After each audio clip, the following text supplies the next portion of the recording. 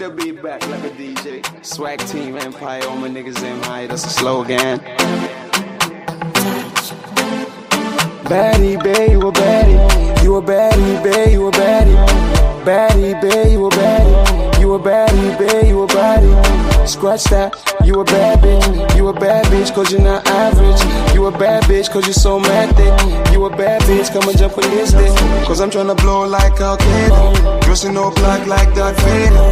Tryna get the power like a generator. Do it all for the fucking paper. So I tell my head, baby you party chick fine. And I'm so happy cause I know that you be mine. Take your clothes off cause the body is divine.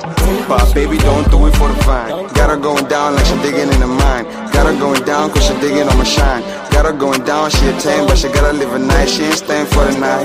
I don't like your niggas, Uncle Ruckus, no relation. Is that your girl cause I'm tryna have relations. Wallet thicker than a Bible, what a revelation. Young fly nigga, man, I need a vacation. Baddie, babe, you a baddie. You a baddie, babe, you a baddie.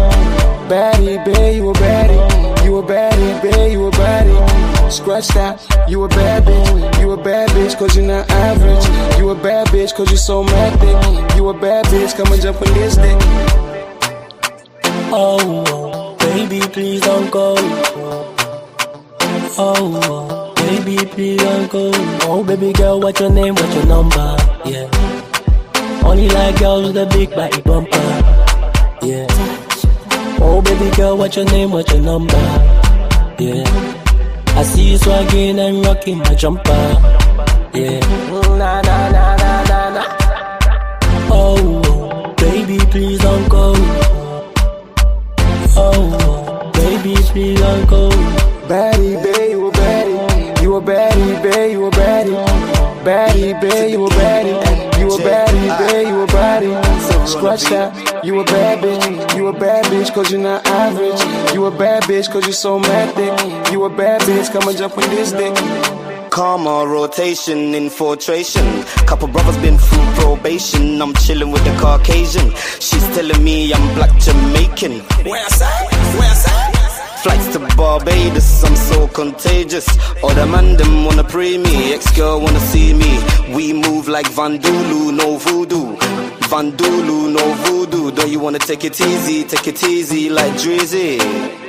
Baddie, babe, you a baddie. You a baddie, babe, you a baddie. Baddie, babe, you a baddie. You a baddie, babe, you a baddie. Scratch that, you a bad bitch. You a bad bitch cause you're not average. You a bad bitch cause you're so mad thick. You a bad bitch, come and jump on this dick. This is my thing, where's your thing? This is my thing, where's your thing? She's calling me mister, cause I'm fucking on her sister. Looking like her on the Insta. But this is my thing, where's your thing? This is my thing, where's your thing? This is my thing, where's your thing? Yeah. I'ma do it like yeah. I'ma do it like yeah. Swag team in this bitch like yeah.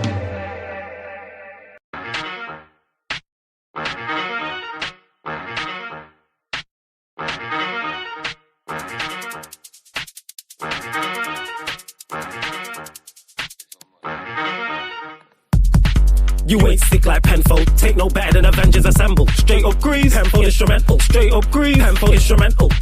You ain't sick like Penfold, take no better than Avengers Assemble. Straight up grease, Penfold instrumental. Straight up grease, Penfold instrumental. Man, I feel like Kane, I'm a guest. Show me respect, I'm over handling tests. Headshot, we game above next. Got to give you the ISIS effect, cause when I smell death, Reaper, it's your soul life, I'm to collect. Straight fire like when Cold Vue's on deck. I'm about to be next. Bars, equipped with a flow that's totally yes. It's all about steps. Man, been doing this for time, I ain't vets. Who want to test? Get that hot 16, I'm in Natal, gelling my friends, so please come correct. Cause the heat I grip will do more than a man's flesh. Yeah, I said man, I feel like hey, no one gets me. While you give me that Play-Doh effect. See, man, I'm going up another level. They really want the medals to get best pay your respects. I ain't trying to delay the effect from a shot, that's why niggas are aiming your head. I quit with Alizé from a friend and a bitch I ranges from an 8 to a 10. I'm trying to get away from the ends of performing places I can pay to attend. I tell y'all straight, if I take the piss, commit to the game, cause sure I take it again. More money, more paper than them. More money, more paper than them. Don't take no offense, but I see cracks in your armor, so you better start papering them. You ain't sick like Penfold, take no better than Avengers Assemble. Straight up grease, Penfold instrumental. Straight up grease, Penfold instrumental. You ain't sick like Penfold, take no better than Avengers Assemble. Straight up grease, Penfold instrumental. Straight up grease, Penfold instrumental. See, man, I'm sick like Penfold. I attack the game, Shevchenko. Oh, Crespo, Di Malenko, them gal never ready for the... Yes, people, we are back live. We are back live on the Sarcasm City TV YouTube for another edition of the Sarcasm City Sports Q&A, where myself and my co-host, when they join, will answer sporting questions from the chat, people. So get your questions in. Football, well, it's been midweek Premier League games. United do play tomorrow versus West Ham. So outside of those two teams, everybody else has played so far this midweek. Chelsea, world champions, the title, title contenders in the title race, Champions League contenders, beat Barcelona. Great performance against Arsenal, down to 10 men. Lose away at Leeds in embarrassing fashion. So all them Chelsea fans who got so much to say all the time, I want to hear from you lot. Not even to run jokes or run banter. I want to know what went wrong. Was it on Maresca? Was it more on the players? Was it a mixture of both? I'm hearing a lot of Tolson slander. Was it just him? Who else didn't do the business? So that's what I want to know, because Chelsea fans talk so much. So I want to know what went wrong. Genuinely, because I didn't do the inquest. The game I did, Liverpool versus Sunderland. Liverpool's bad form continues. They drew 1-1. Didn't lose to Sunderland, went a goal down. Another mistake by Van Dijk, but Liverpool rallied towards the end and was the better team towards the end of the game and dominated Sunderland and were well worth their point in the end, to be honest. They could have nicked it late. However, Isidore, right near the end with Liverpool pushing forward, the goalkeeper's kicked a great long ball and he's going to go round the goalkeeper. He's not connected correctly, and Chiesa's managed to stop it from going goalwards. So, yeah, and Arsenal have also extended their lead at the top of the table as well. Villa, though, that seemed like a good game as well, as I expected, because there's two teams that play good football, Brighton and Villa. I believe it ended, was it 4-3? It ended that game. But Villa went 2-0 down. Villa went 2-0 down, then went 4-2 up. Yeah, I was right. It did end 4-3 to Villa. So Villa went 2-0 down, then went 4-2 up, and then Brighton scored late on, but Villa managed to hold on, and they're up to third. They've now gone above Chelsea and just a point behind City.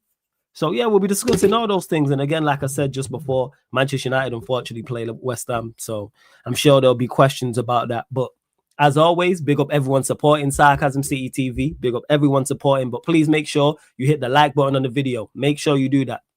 Run up the likes expeditiously. So hit the like button on the video. Whether you're watching live right now, watching this back after, please share this out across all of the socials, all social media apps you are active on. Share it out. Make sure you follow at Yes It's Flawless, at Sarcasm City TV. That's at Sarcasm City TV, at Yes It's Flawless, Twitter, Instagram, all that good stuff. And just as important as those two things, make sure you hit that subscribe button and hit the notification bell. It is rolled to 16,000 subscribers here. So please do that. And it's rolled to 500 subscribers on the Sarcasm City TV Extra YouTube channel. So the aim is to hit both milestones. But get your questions in. But both milestones we're trying to hit before the year is out. Here on Sarcasm City TV, 16K. Sarcasm City TV Extra, 500 subscribers. So that is the aim. And big up to my bro Lewis for the redirect every single time. Big up nephew who says Marlon again, ole ole. Marlon scoring goals. Big up to Vital. Says Chelsea fans took the Club World Cup way too seriously. I think that just sums up why Chelsea will have the issues they have is of games like this. Yes, they can put in a great effort against Arsenal. Yes, they can beat Barcelona. Yes, they can beat Liverpool. They have the individual qualities to beat anybody because they have some of their players are some of the best in the league. But Leeds, Sunderland, Brentford, these are games that they come unstuck. And this is why when it comes to a league title, it was clearly a little bit far-fetched, people. Cup competitions, they're there. They're in the quarterfinals of the Carabao Cup. FA Cup, they're more than capable of winning, and same with the Champions League as well. But when it comes to league, where you have to be consistent week in, week out, that's where the issue lies. Big up, Sai, as well. What are you telling me, Sai? I hope you're blessed. But I know, I forgot to mention, if you are a member of the channel, your question takes priority like a super chat, people. So if you're a member of the channel, links in the pinned comment for the membership. That's one surefire way to make sure I answer your question. Second one is to make sure as well, super chat people. They're the two surefire ways. What are you saying, Jez? You good? Nah, I'm good, man. I'm just seeing all these all these Giannis reports, man. I'm seeing Spurs. We can talk to what's going on. Giannis reports. Talk to us, because for those that don't know, Giannis is reportedly leaving the Bucks. That's what rumors are saying. Talk to us. What are you saying? Nah, so obviously earlier, just now one of my mates actually sent me like a report. I don't know how reliable the sources are, but I'm seeing people saying how the Spurs are planning to go aggressively into the Giannis situation and see what they can do. Apparently, knowing I told you earlier how the Bucks would prefer a situation where they're getting the best deal for themselves, isn't it? No, Absolutely. it's getting actually reported that it's actually Giannis who got more power. Actually, Giannis holds the weight. He can dictate where he wants to go. Not like obviously they can still do it. Like if they want to do him dirty, they could. But because I think because of how much of a legend he is to Milwaukee, they give him a bit more leeway to somebody like him by giving him a bit of power when it comes to wanting to prefer where he wants to be traded. So I think what will end up happening is there will be. I think there's an echo coming from your side. I think it's gone now. It's gone. Yeah, I think it's gone now. It's gone now. All right, cool. Yeah, just for a couple seconds. So I think what will happen is that there will be a short. I think he's going. I think he will tell them. I think there will be the communication. I think will be that he wants to leave, and I think what will happen is there will be a short list of teams, maybe 4 teams that he would tell Milwaukee that they should try and talk to and explore the best possible situation, so Giannis can go to any of those 4 teams. What's obviously I told you earlier how during the summer New York was trying to get him, but Milwaukee wasn't answering the calls because they didn't want to entertain any trades during the summer. So now Shams, who's like the most reliable source, said that there's more teams in just other than the New York. So it's not that Giannis is full on. Yeah, I want to go to New York. It's just that it's one of the options that he would like to go to. But there's other teams involved in it as well. So a lot of things is literally coming about this Giannis stuff. Everybody's talking about it right now. Interesting to see. Where do you think he ends up? It's actually so hard, All right, give me the 3 destinations then, rather than a singular one. Give me the 3 places you look at and you go, yeah, go on. I think the 3 destinations are San Antonio. So Spurs, San Antonio, San Antonio, New York, and you know what? It might be an outside shot, but maybe Dallas. Maybe Dallas. Because they've been talking about wanting to trade AD away, So I think that would probably work out. So I feel like there could be an outside shot of maybe Dallas, but these are the 3. The only reason, like, obviously the Lakers are always going. The Lakers name always going to come up, but I don't think the Lakers got anything that I believe that Milwaukee wants, in my opinion. So that's why I wouldn't say the Lakers. And I obviously said earlier during the last watch along that I just do not see us going all in for Giannis. I just don't see it happening. The only way I maybe can see anything happening if, like I said, San Antonio, Spurs, all of this. Like, the only team that I legit do not want to see him go is San Antonio, because I feel like him and Wemby, and then there's a problem, yeah. And like, one of the guards is gonna stay, like, because we talked about how there's so many guards out in San Antonio. De'Aaron, Shady and Sharp, Vassell, all these guys are out there, and so Dylan Harper as well. So some guards will be traded, but some guards will also stay. So for me, it's like they will have a good. I just think they will have a good core. So so let's say there's a situation where he could get traded to San Antonio. I still don't think we would try, but there could be a situation where maybe OKC could maybe be like, we don't really want him to go there. But then my issue is I don't think Giannis would commit long term in Oklahoma. So it's like you've blown pretty much a project right now up just because you want to win now, which is fair. But considering what type of market Oklahoma is, we cannot go and attract all these superstars. So after this Giannis thing is done, then who'd you go get type of thing? Yeah, because then you find yourself in a situation where you traded a lot away just to get Giannis in, who didn't even commit to you. Like, actually, there's an outside shot. Actually, Toronto Raptors. actually got the Raptors. Yeah, the Raptors actually got some assets where they can actually make a trade happen. So Okay. I remove Dallas. I remove Dallas and I say Toronto. I think Toronto's more of a likelier option than Dallas. From a just sheer selfish perspective of game, I want to see him at the Spurs. No. Oh, for you, Toronto. Yeah. For me, just from a sheer selfish standpoint, like just him, the potential of him and Wemby together. I'm like, run me that. Run me that. Just to see how it looks. And it's already in the Stack West anyway. Yeah. Like on top of all the stars that are here as well. So I get what you're saying. What you lot saying in the chat? Big up as well. Sorry, go on, fam. Go on. I think the biggest problem for the NBA is that we talking about 4 of the 5 best players in the NBA all playing in the West, and all ironically 4 of them, the 4 best are all international players. Ironically. And if you want, whoever's your 5th, Jason Tatum, if he's healthy, and whoever in the 4 best players. You want to put Steph in there? I wouldn't put Steph in the top 5. I think Steph is still in the top 10, but I don't think he's in the top 5.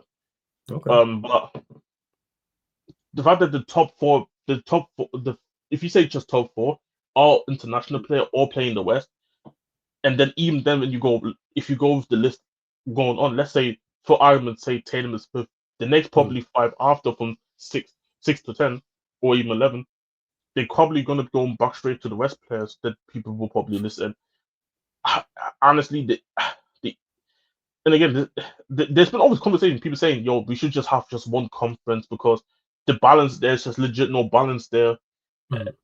That's why for me, part of me, I don't know why. Like, even though, don't get twisted, because you're right, from a selfish perspective, let's say you don't have a horse in it. It makes sense that you want to have them in the West. It makes no difference to me. It makes no difference for you. But I'm thinking about just from the NBA perspective. We're talking about a whole conference. We're talking about a whole conference. Their best superstar after Tatum's Embiid, and Embiid barely plays. Yo, that is mad, yo. And you got Embiid. Who you got in the East? You got Embiid. You've got Brunson, Brown, Brunson, Kate Cunningham, but Pistons, which are playing really well. But the difference of name, prestige, profile from the East profiles to the West profiles is a whole another level. Yeah, it's crazy. There needs to be some balance. Yeah, there needs to be some. Even the old guard, you've got LeBron, KD, and Steph all in the West. So even this is what I'm trying to say. Like even those guys, like every big profile in the NBA that you can think of right now, the majority of them are all in the West. Yeah. So I don't know what the NBA is going to do personally about it, what they can do. But again, I mean, we have seen trades getting vetoed, like the Chris Paul thing, which shouldn't have gotten vetoed even to begin with.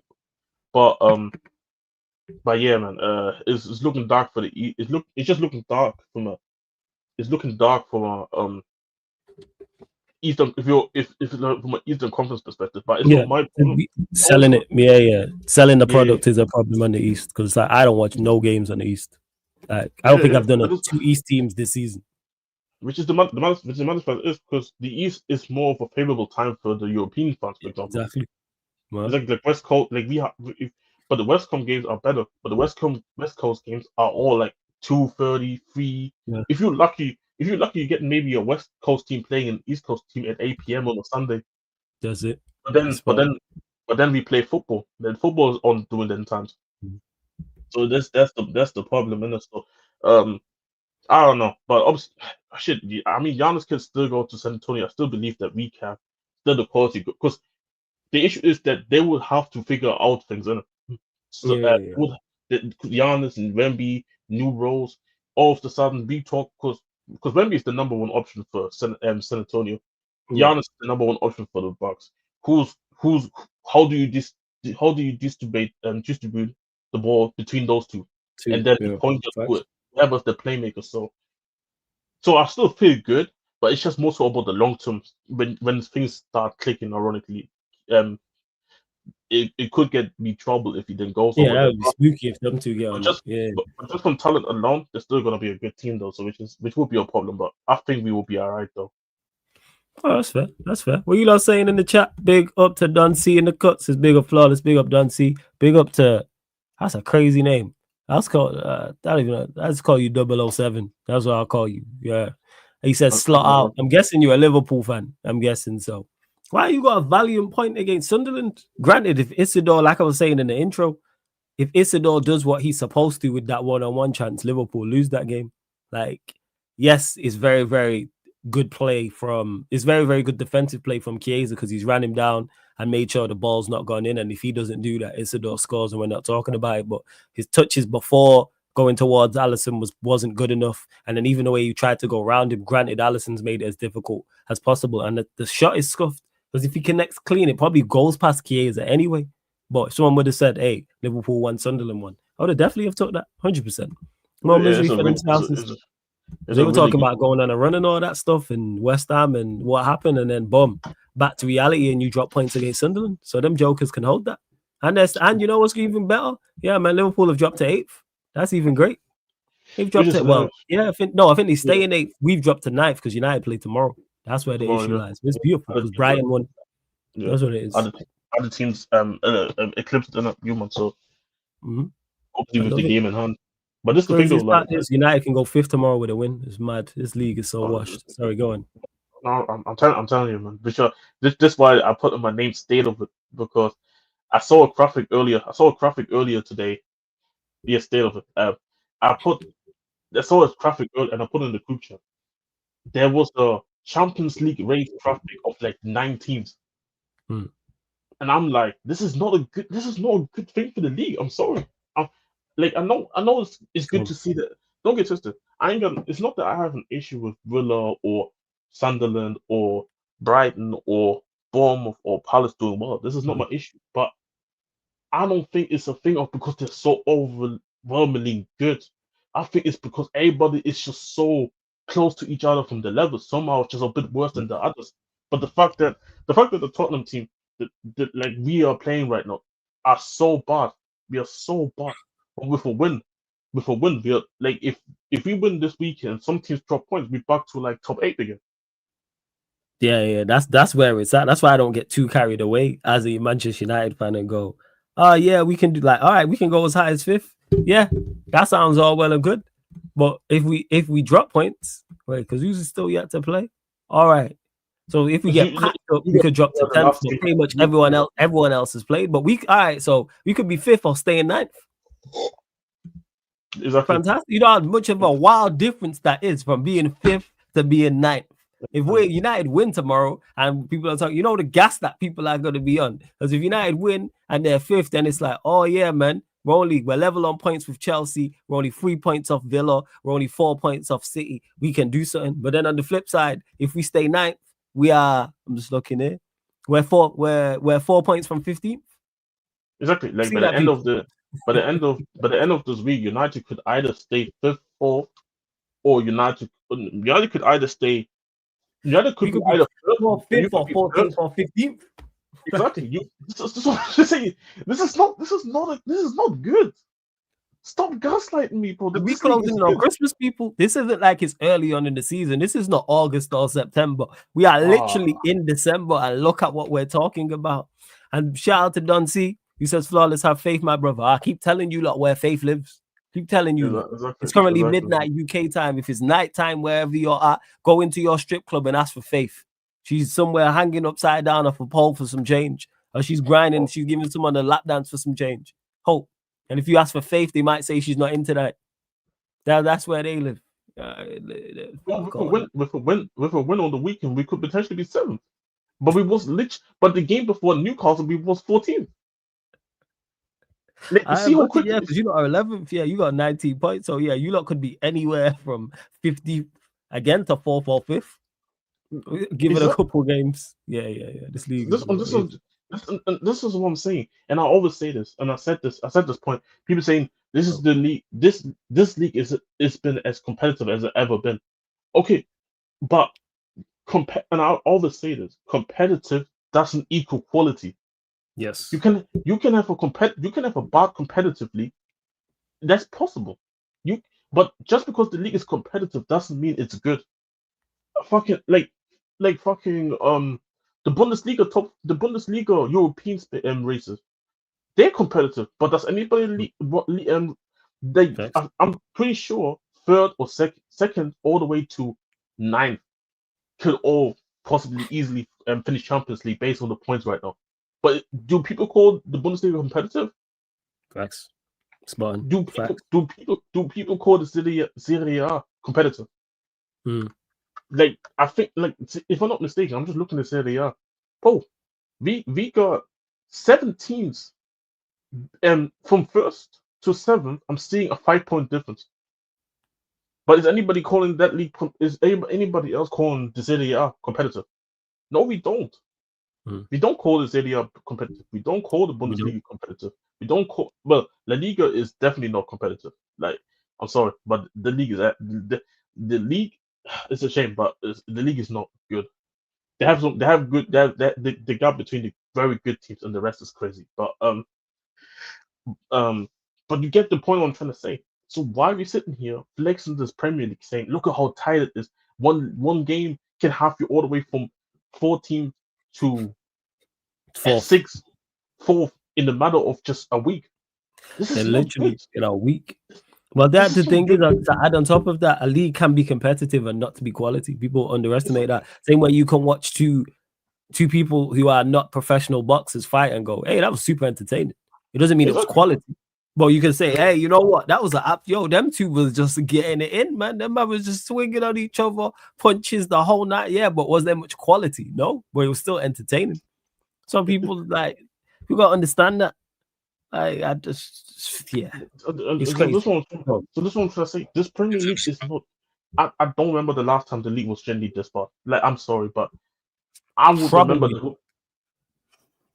probably like 2000. There was a period of time where La Liga was just taking all the best players from the Premier League.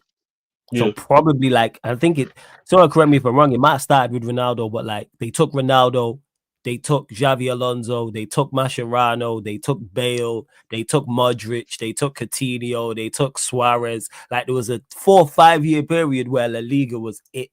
And they was just taking on. There's probably even more that I've mentioned. And I believe all those players I just mentioned were probably in like a 3-4 year period. If I remember correct, I'll have to double check this. Like 2009 to like 2012 was pretty bad. It was pretty bad. Like I keep saying this, 2000 and was it the 2009 league? No, the 2011 league that we won. We won 3 away games in the season. Our home form was immaculate. But we won 3 away games all season long in the Prem. So yeah, like they'll have to ask the likes of Pops and see if they remember. But yeah, like I'm not saying it's the worst. That was worse than it is now. I'm just saying I remember that time period. Premier League not being good. It wasn't at all. I think you took the period that you're talking about. La Liga taking all the players were from like starting from like 2008 or 2009 all the way to like 2013. Yes, there was a period where they were just taking everyone. They just came and they just swooped in, and it wasn't like they just targeted United, or it was just Liverpool, or it was just City, or it was just Chelsea. Nah, it's everybody. They literally just came and just swooped. Like Xavi Alonso and Mascherano were Liverpool's pivot. Madrid took one and Barca took the other. Like I said, the likes of Coutinho and Suarez and stuff. Like, when did Hazard leave Chelsea? What year was that? This was way later on. That's like later on. Okay. Yeah, it's like 2009. That falls into it. Yeah, that was way later on. That was 2019. Yeah, is way beyond that. But you lot continue to run up the likes. Big up S Madison as well, man. Shout out my guy S Madison. Big up Certified as well as Madison. You lot get your questions in, members in particular. Just under 50 of you lot in the building. Can we please run up the likes? Because there's only 24. Can we get up to 40 likes, people? Hit the like button. Can we also hit the subscribe button as well? Can we do both of those things? Get your questions in as well. Which game did you watch, Jez, tonight? I was watching. I was watching a kickoff earlier. Real Madrid was Bilbao, and then I was watching the Brighton versus Aston Villa. All right, thoughts on the Brighton Villa game? I'm just gonna get a drink. Give us your thoughts on that. I'll be back in 1 sec. Just grabbing a drink. Yeah, no, I could do that. I was a big up chat as well, but You know what? Like obviously, I think I missed like the. I think I missed the. I think the first 10 of the Brighton versus Aston Villa game. So I missed that. But since then, after the first 10, I was watching Brighton for the good period up until they scored the second goal. I think Brighton was comfortably the better team. Aston Villa was struggling to really get into the game. Um, I thought their attack was just playing well. Gruder was making some good passes. Their striker and Shimikas. Let me check his name again. I think his first name is Stefan. They signed him this summer. I'm pretty sure. But hold on, Chad. Bear with me. I'm just bringing up the Brighton lineup again. Yes, Shimas. He went off in the 24th minute, and I felt like you could kind of tell how things just was going down because he was playing really well. I felt like connecting like the attack. The Cooper was playing well. Minter was going in attack. Baleba actually was looking good in the first half compared to like the other first halves this season. Yeah, like everything felt fine. And then after they scored the second goal, Villa just woke up. I felt Villa started gaining some momentum back. They kept the pressure on them. Brighton's defense just started just. It's just like it felt like a lack of concentration at some point. It felt like just the focus was just completely gone. Guys are just not defending no more. I think for the second goal, for I can't remember the first goal. Well, that Watkins scored, but the second goal is criminal. Like I think this and the second goal came all from the goal kick where it wasn't even a goal kick. Brighton came just off the attack. Goalkeeper gets it. I think it was Bissot that was in goal for Villa. Quick throw to Rodgers, and then Rodgers was just a ball over the top to walk and just run onto. The whole me and Vikram was obviously having the debate because I was he's saying how the manager's playing with a really risk type system. But I'm like, I'm sorry, you can't look at that. You can't look at that Watkins second goal and say you blame the system for it because oh, the whole backline was there and Watkins just literally just ran through the backline between the centre backs. Nobody picked up the run. Watkins takes a touch and then boom, finish. Like I don't know, like Brighton just like, and this is probably a common theme with Brighton where they can just randomly collapse during the game because I felt like they had the control during the game, but they just lost it. They just lost it, and then from then on, even when the second half started, again Villa just really dominant. Villa just really dominant to start the game. Onana in the second half, I felt he started to become more of a person. You start seeing him getting more around with the set pieces. His goal, he was looking like LeBron James out there at the post. Like that goal was a great header. Like nobody was gonna go and get him. Nobody was gonna go and get him on that. And then yeah, but this and the but the weird thing is after Villa made it 3-2, Brighton gained momentum back again. Like Brighton ended up coming back into play, but I felt like they just couldn't get to the goal. Like I think at that point, Marlon, I hate this motherfucker, but Marlon comes on, immediately scores, and then you think What is the your game's hate for over. Marlon? What is that? Where does that stem from? Where is it? Because he was shy for Dortmund. Dortmund. Fast. He was shy for Dortmund. Like I did not like him for Dortmund at all. But but yeah, back to saying so he scored. Brighton get the momentum back. Van Hekken before, and I was saying this to Flawless. Dutch defenders are better goal scorers than the Dutch attackers these days. It's actually crazy because Van Hekken's finish for the goal was crazy. And when the commentator said he used to be a striker back in the academy days, it makes sense with that finish. And then yeah, Brighton just kept on trying, but it just couldn't get the goal. And then Villa hang on and completed the comeback.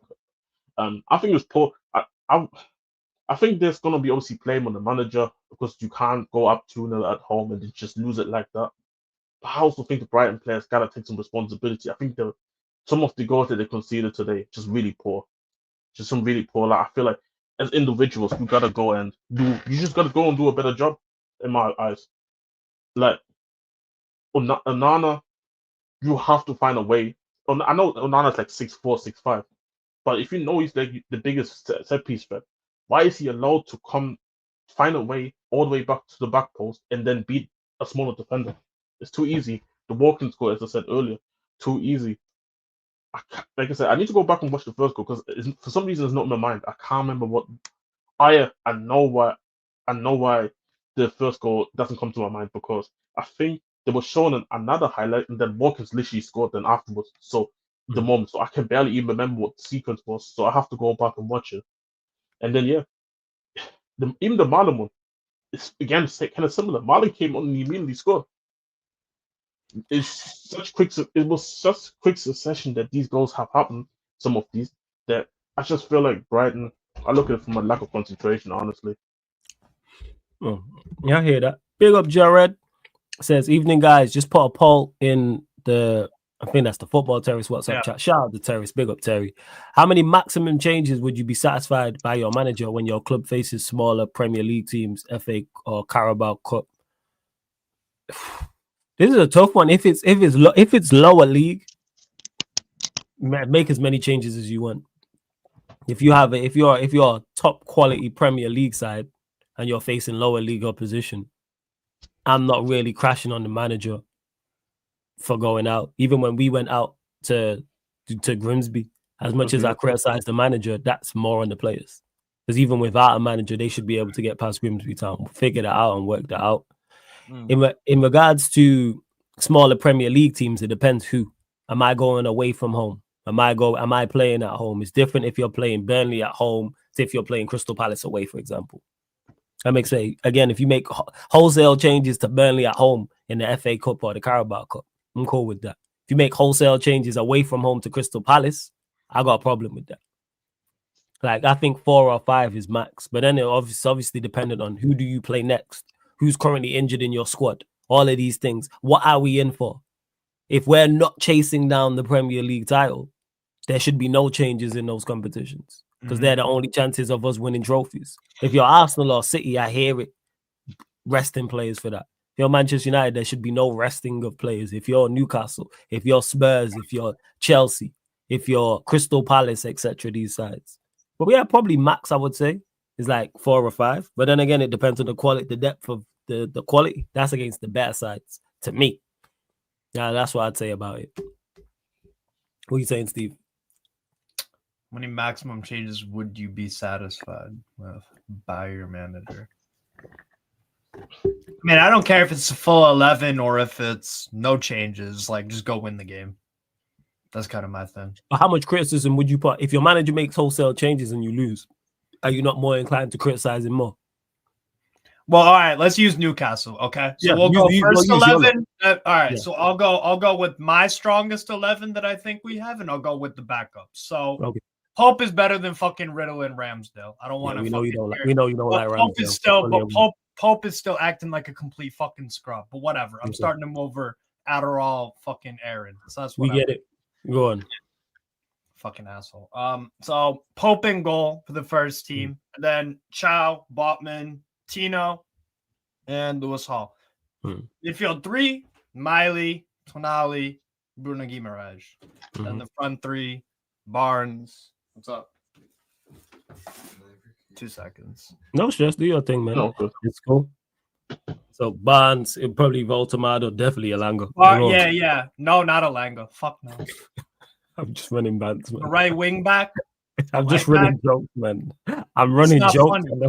It's not funny. It's not funny. Because of your reaction, it is funny, yo. I see Tim Way up play. I see Way up play at right back, and I'm inspired, bro. Eddie Howe should be too. Why are you so bothered? Just play Alanga right back if you have. Why are you so bothered about this?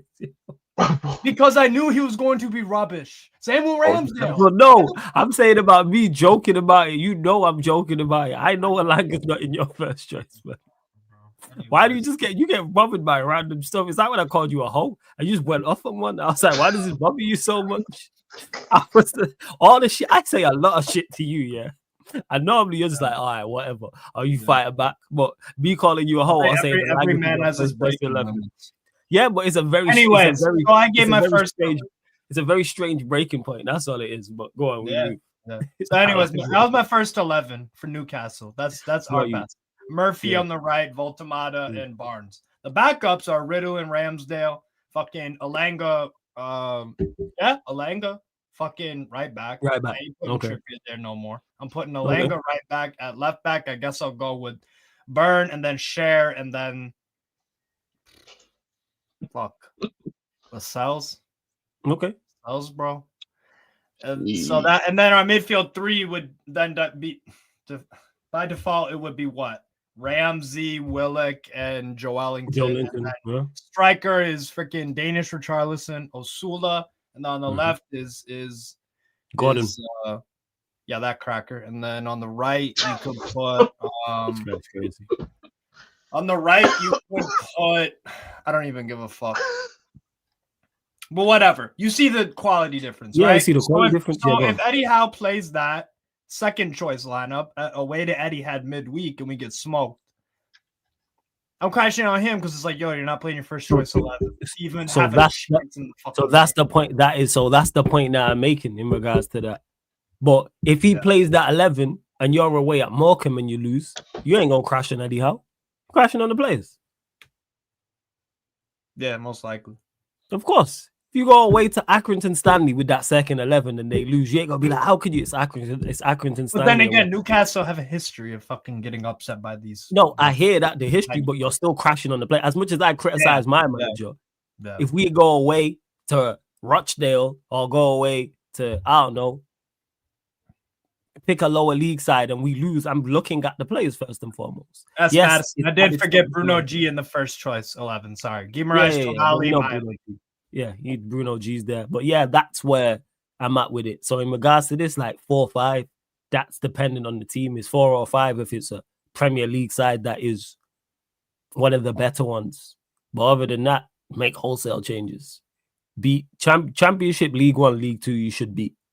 Whatever 11 I roll out of my senior team, like I should do that. So if I want to reel out and it's a whole 11, all right, cool. Like we do the business. That's just me though. Big up though, Jared, man. Good question, man. Blessing. You got good questions as well. Yeah. But he says, so Joe Ellington isn't in your first choice midfield, Steve? No, not anymore. If you want to actually, because he is always injured. He's always like limping. He's always slowing down our play. He's not even doing like the physical like bully shit anymore. He didn't do any of that in the Spurs game. None of it. He didn't contribute anything good to the game, bro.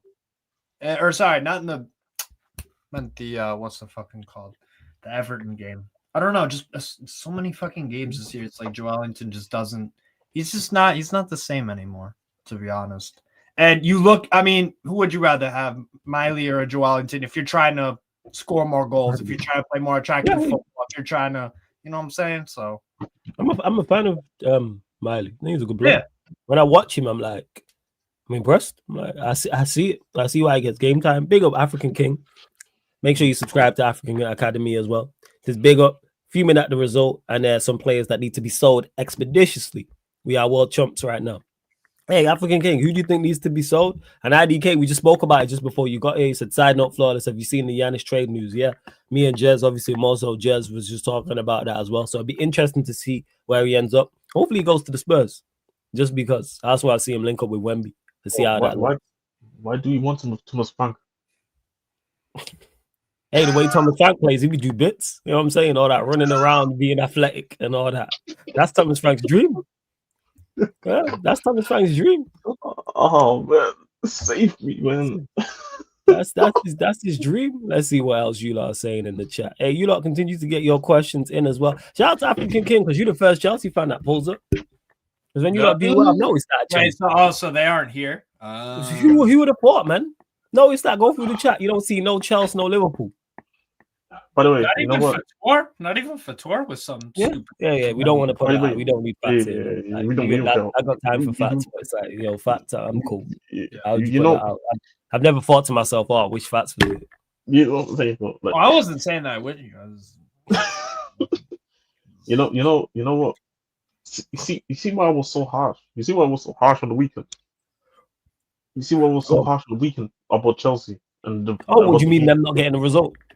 Yes, not winning. Oh yeah, I agree with that. Because for me, as much as Caicedo fucked them over, even with 10 man, you were still good enough to win the game, and you didn't do it.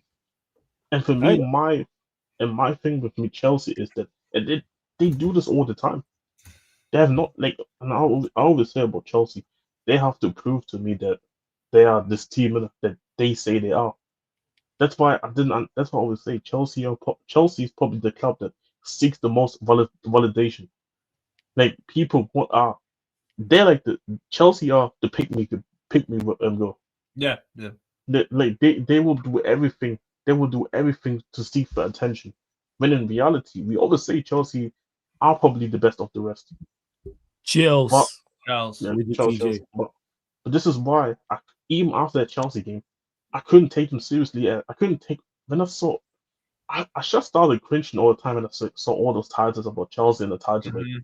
Because the ironic part is all the Chelsea fans themselves know that they do not show up for these type of games. They don't. And you know what? And I say this all the time. It's easy to motivate yourself when you go up against Barcelona versus or Arsenal. Because who want to get motivated versus those teams? But the whole world's watching. Is that everybody's watching? But when you play Leeds and Bournemouth away, ain't nobody watching. Maybe a few people, depending on the games of the day. So this is why I was saying, like, yo, you know what? I don't really rate the Chelsea team. Like, I think they're really good, but look at the state of the league. Like I said, my name isn't the title. State of it. Nah, I hear the it. league is terrible.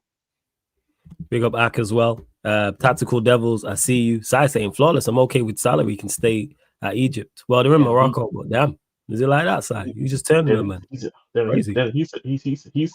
I can't wait for him to go to AFCON. Damn.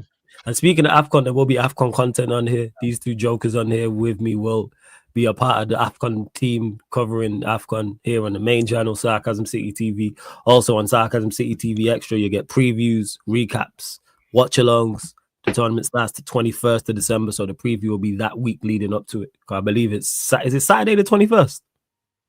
Is it it's the 21st or the 22nd? Sunday's the 21st. So yeah, that week, people. Anyway, that week we will. Let's see what else you are saying in the chat as well. Every time. Go on.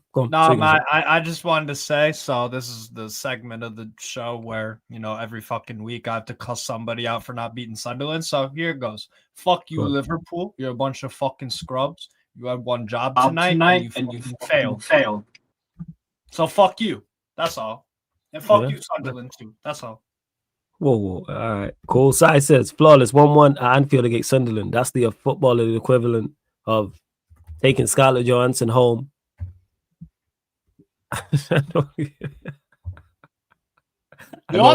You drew with a bunch of fucking inbreds. I hope you feel all right. Shout out, just want to say that the words of Steve and Steve only. I like Sunderland. Shout out the Black Cats. Big up Sunderland. Big up the place of Sunderland as well, man. Lovely place as well.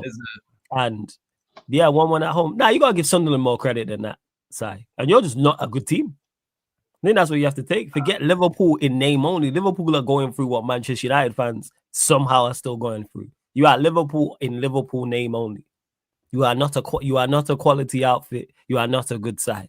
You have some very good players. You have some excellent players, yes. But are you currently performing to a good level? No. You're currently one of the worst teams in the league performance-wise. Dismal. Before you rallied towards the end of the game, Sunderland were well worth being a goal up. Look at the goal you gave up. Van Dijk just passed the ball to I think what was his name? Is it Talby? Talby, that's it. That's it. Better winger than anyone at fucking Newcastle. Well, yeah, I understand what you said, but I don't think it is though. Like, I understand what you said. Shout out Scarlett Johansson as well, because that's some phenomenal milk. But nah. Hey, shout out Rizzy says world champs come outside. Nah, they all inside, Rizzy. They all inside. No one to be seen. It's actually crazy. Sinak is usually here, the first person to be here. Super chat and wait, bro. You see when I said in the weekend, fake demons. Fake demons.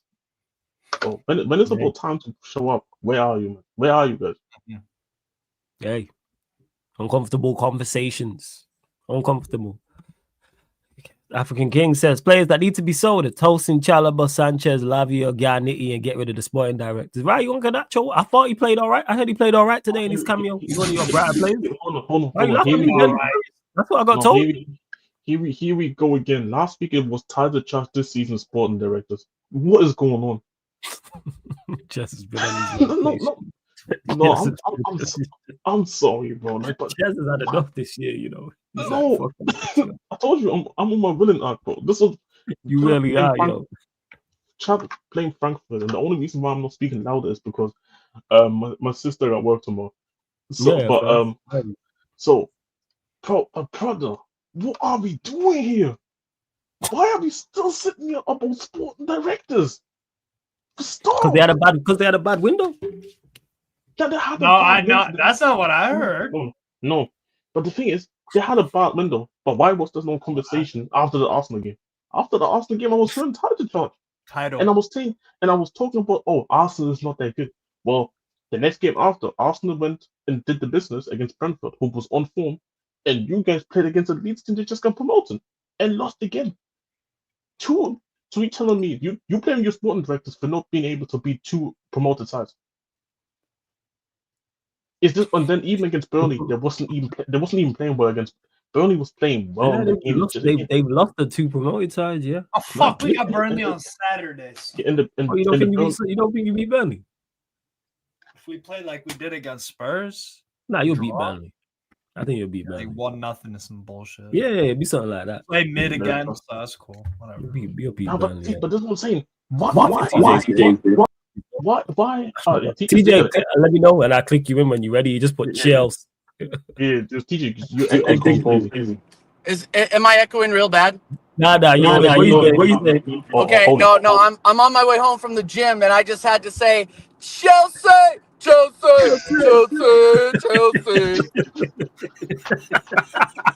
Remember, hey, flawless. Remember when I sat on your platform and said Chelsea and Arsenal are the best teams in the Premier League? Those were fun. That was a fun week, wasn't it? That was a fun week. Oh my days! And by the way, Steve, Aaron Ramsdale, enjoy him. Hey, I will appointment. Yeah. Getting some feedback getting echoes from me back, TJ. Go on. Hallway the lads. No, I just needed to come in and say hello to Steve. Enjoy Aaron Ramsdale. Up the Chelsea. You guys are frauds, and if you guys are still live, I'll hop on when I get home. Yeah, man. Feel free. I hope you bless it. Shout out TJ every time. Hey, that's Sarcasm City TV in a nutshell right there. People just dropping in to say their piece and then dropping out. But yeah, you was right. Like Jersey, you're spot on in regards to it. Like you have to go and beat Leeds. That's what it is, and to lose to them. But I'm sorry. Go on, fam. I don't want to hear about sporting directors for not beating Leeds. African King says sporting directors are the reason we did not get, bless you. Sporting directors are the reason we did not get a centre back.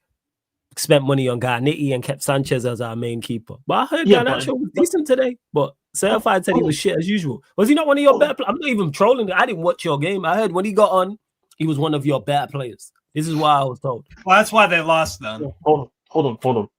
Wait, hold on. But hold on. Therein lies the problem. If one of your better players is Garnacho, everybody else fucking up around here. Hold on. I think that we died with that problem pretty quickly. Hold on a second. So Chelsea was unbeaten in the last 1, 2, 3, 4, 5, 6, 7 matches going in.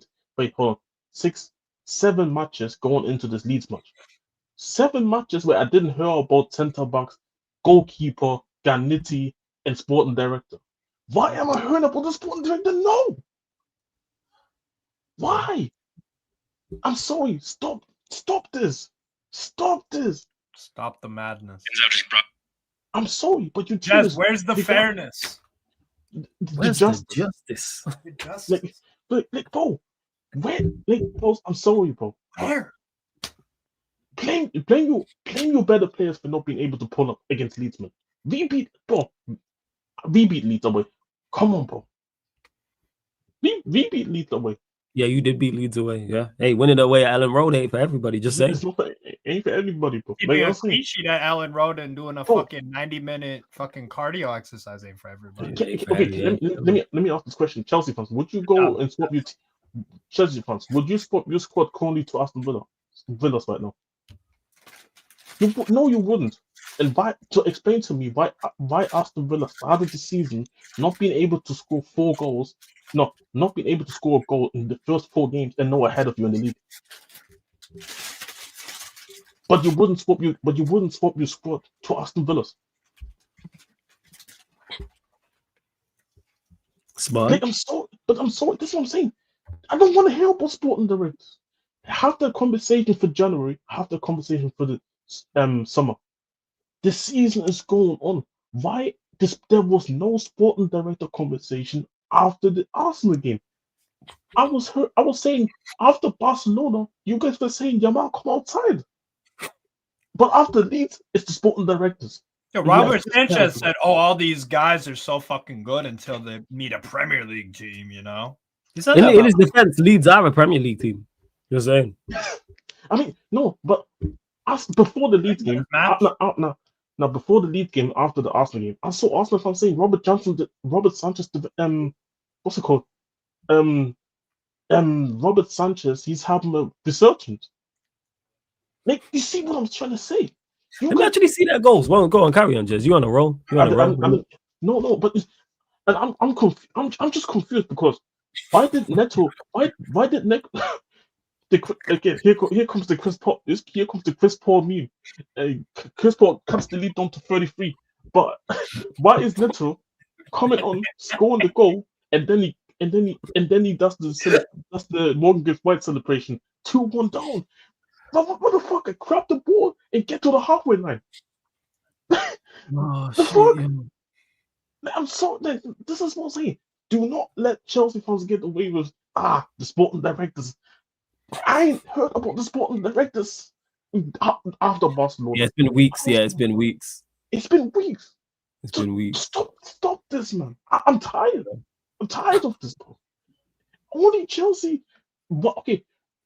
Why do you not see Tottenham fans just cry about our sporting directors fuck over Frank? Because Frank is doing bullshit right now. It's like, this is insane. But Chelsea fans, the only football club where if things don't go right, it's the sporting director's fault. Why didn't he get that? No, he didn't get that. No, bro, like Slot came into Liverpool last season, only signed Chiesa and won the league. Look at him signing all these players, and apparently these players are not good enough that they sign. Like, you see, what we doing here? What are we doing here? No, I'm tired of you guys. You know what? I'm tired. I had enough, bro. I don't understand. Nah, man. Nah, you guys make me sick.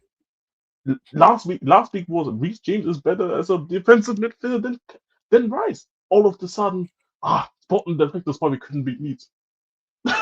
Come on, man. All right, man. I don't want to wake people up, so I'll let somebody else speak. No, that's cool. You on a roll. What's your thoughts on it, Steve?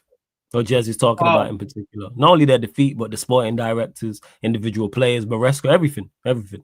Well, I don't rate these sporting directors either, but they do have a team that's good enough to beat Leeds. But when your manager, this is where I'll bring the manager criticism part of it. Jesus. As Madison 3 minutes ago saying, apparently Maresca said this team can't play 2 games in 3 days. Why are you setting up your play? Why are you giving your players an excuse? Why are you setting them up for failure? I'm about to go. Bro, what do you mean? You did that last season. I've seen the toasting steak again. I've seen it once, but I've just seen it again. Yeah, that's what's a hospital pass from Gusto? Hospital pass, but clear the ball. Just clear it, man. Too casual. What is he doing? Well, what happens? What is Tosin doing? When you play Tosin, you concede a goal. This what happens when you put the faith of the universe on the Nigerian. This guy is outrageous. Yo. Osherman, Victor was a lot more blunt with his Nigerian term. But yeah. Yeah. Victor was going crazy. How he feels about him, you know. You know, Vikram can hold that just for back in Liverpool. I'm glad it happened. You can hold that. No, Victor, Kajero, the group chat. Oh, Kajero, I didn't know which. Oh, that's group. Oh, right, okay. yeah, I thought you said Vikram, not Victor. All right. He was going mad. Why was he going crazy about? He said, Jazz, you can say it. Oh, he chopped the heart up. He just came into the GC say no more. The heart up. Yeah. Say no more. As soon as you said, "Hey, Jazz, you can say it," I already knew what type of energy it was. That's fair. I hear that. I hear it. I get that. But yeah, with Chelsea, this is why I have doubts about them. I say this all the time. Are they capable of beating any team in a one-off game, like the top teams, like not only in the Premier League in Europe? Yes, because they have some of the best players in the league. They'll tell the baby said hello, but they have some of the best players in Europe in certain situations, in certain positions in the team. Not the very best, what I'm saying, up there when you start talking about Caicedo, Palmer, Reece James, Cucurella, etc. But the rest of that squad ain't it. And is Maresca a good enough manager to cover up the deficiencies and get the most out of the rest of the players? And they've shown they can do that. They beat Barcelona, like I said, very good performance against Arsenal, very good performance against Liverpool, very good performance in the Club World Cup against PSG. But then on the flip side, poor performance and lose to Brentford. On the flip side, poor performance and lose to Sunderland at home. On the flip side, poor performance and lose away at Leeds. And these are the issues. Like if you give Chelsea 9 points, or even 7 from them 9 that I've just spoke about with those 3 defeats, where are they now? Where would they be with 7 points more? And they're games that you should win. I think they would be ahead of Arsenal. I think. Yeah, like what we doing out here? If you they would be on just 2 points behind Arsenal. Yeah, 2 points. You're right there. And really and truly, they should have beat Arsenal and Caicedo lost his head. So this is where my issue lies when Chelsea fans get carried away. Are they still capable of winning trophies? Yes. The Premier League? No. Have my reservations. No. Champions League, FA Cup, League Cup? Yes. Champions League. Because any given day, they're capable of beating teams in the competition over 2 legs. Not saying they're favorites, but there's no one I would say I wouldn't write them off against anybody. I wouldn't say they have no chance, or I wouldn't say they have slim to none chance in the game against whoever. Like, for instance, if they was playing Real Madrid over 2 legs, I'm not writing them off.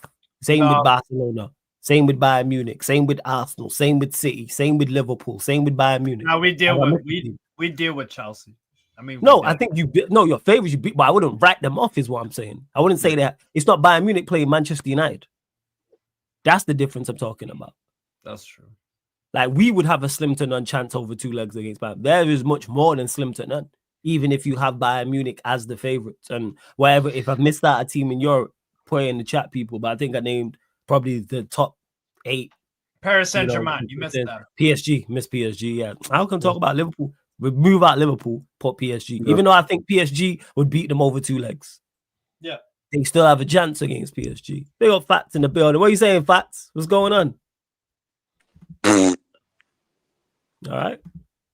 No. What's happening, man? Very childish. Where's the big smile? Where's the backdrop? What's going on? What's happening, Fats? I wasn't childish, but yeah, big up, man. What are the babes up to? What happened to JP? What happened to JP? Big up for all this. Fuck you, Steve, you prick. Oh, bro. No, what happened to JP? No, what happened to? Oh, hey, shit, I think I lost connection there. Talk us through it, man. What's going on, Fats, man? What happened to F1? Leeds 3, Chelsea 1. What happened? Chat to us. Thoughts on the game, Fats? No words actually. I'm actually. Damn. This I'm actually in bed right now. I just want to focus on Saturday. No. Damn. Well, it's the same repeated conversation. Again, against the promoted teams that we cannot seem to win the game, let alone save our lives. I mean, it's as simple as that. It's as simple as that. But not only that, you have to beat Burnley, you have to beat other teams as well, like Leeds and Sunderland, to become that title race team. By the way, in order to win the league, you need at least 15 to 18 pointer each season. We only so far have three points out of possible of 18. So roughly, I'm not sure really, because I don't know where these wins against promoted teams coming from next. Because last year we finished 13 out of 18 against the promoted teams. We're possibly finishing maybe 12 or maybe less than 12 by the end of the season. So this is why I said we'll never be in a title race if we cannot beat these promoted teams. Simple as that. Like you beat what's ahead of you. No, I'll not start on AO. I'll just look at the stats against. I look at the title winning teams against promoted teams. See, they're averaging about 15 points, 15 to 16 points per What season. do you mean? What against you lot? Who's that? In fact, I'm lost. Who's averaging 15 to 18 points a season? So the team that won the league,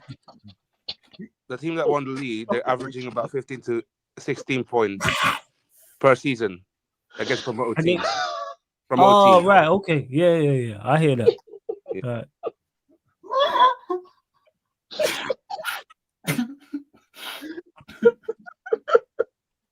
I hate Steve. It was kind of crazy, but it's the move. Fact, how's this one defeat just got you deflated like this? What happened? It couldn't have been that bad. Was it that I didn't watch? Was it that bad? I'm not even trolling. I can't lie. Tossing. It needs to be dropped at the uni accommodation at least, man. I said send him to you. Fact, was the overall performance from you lot that bad? Yeah, it was very bad. It was very bad. Cool. Now I understand then. All right, certified. I'll take your word for it. If you're saying that Garnacho didn't play well and it was that bad, because Fat sounds here like this sounds more than a defeat. Like, I've seen Fats after other Chelsea defeats and he ain't sounded like this. It's like Leeds United, man. Sounds like he's awake. It's Leeds United, man. This is our rival as well. Like people trust me, I know. You lot had one fucking job. I understand why how Steve feels with Sunderland when they get dubs and they're not supposed to. You lot had one job to beat my two ups. Failed both. At 6 points out of 6, I was right there with you on the Chelsea train. I'm on the platform. I left the platform. I left you lot to it. I told you that was a bad idea, Flawless. But no, I said if they do it, I'm going to join. I was on the platform. Yeah, I was like, you lot with this. I'm jumping on the train. I said, I'm going, hey, don't even talk to me about you because the last platform you was the last team you was with are currently in League One, so let's not even go there. No, the last team I was with are freaking, what is it? They're in League One, mate. Chill on them. Bro, the fuck? Last team you back. No. We ain't talking about. All right, that was the last one, but let's talk about the one before that. No, chill. I'm 1 out of 1. 50%. It's a terrible one. Don't even hit me with that.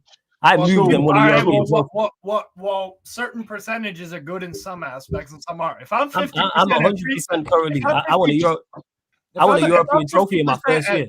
If I'm at 50% at 3-point shooting, that's really good, right?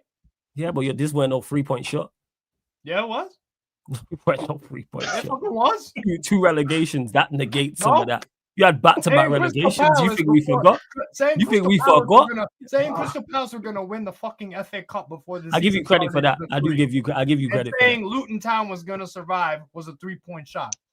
No, that was a 100-point shot. They're going to survive, number one, and that was even the crazy part because that I could hear. Like as we always discuss with this, them surviving, I could start laughing. Just them surviving, I could hear that, yo. It was the 10 wins in a row, and you see the man laughing there. You see the man not in a row, but for the rest of the season. Sorry, the 10 wins for the season. You see the man laughing, gassed you up. You hear him? Gassed you up. Remember who your friends are.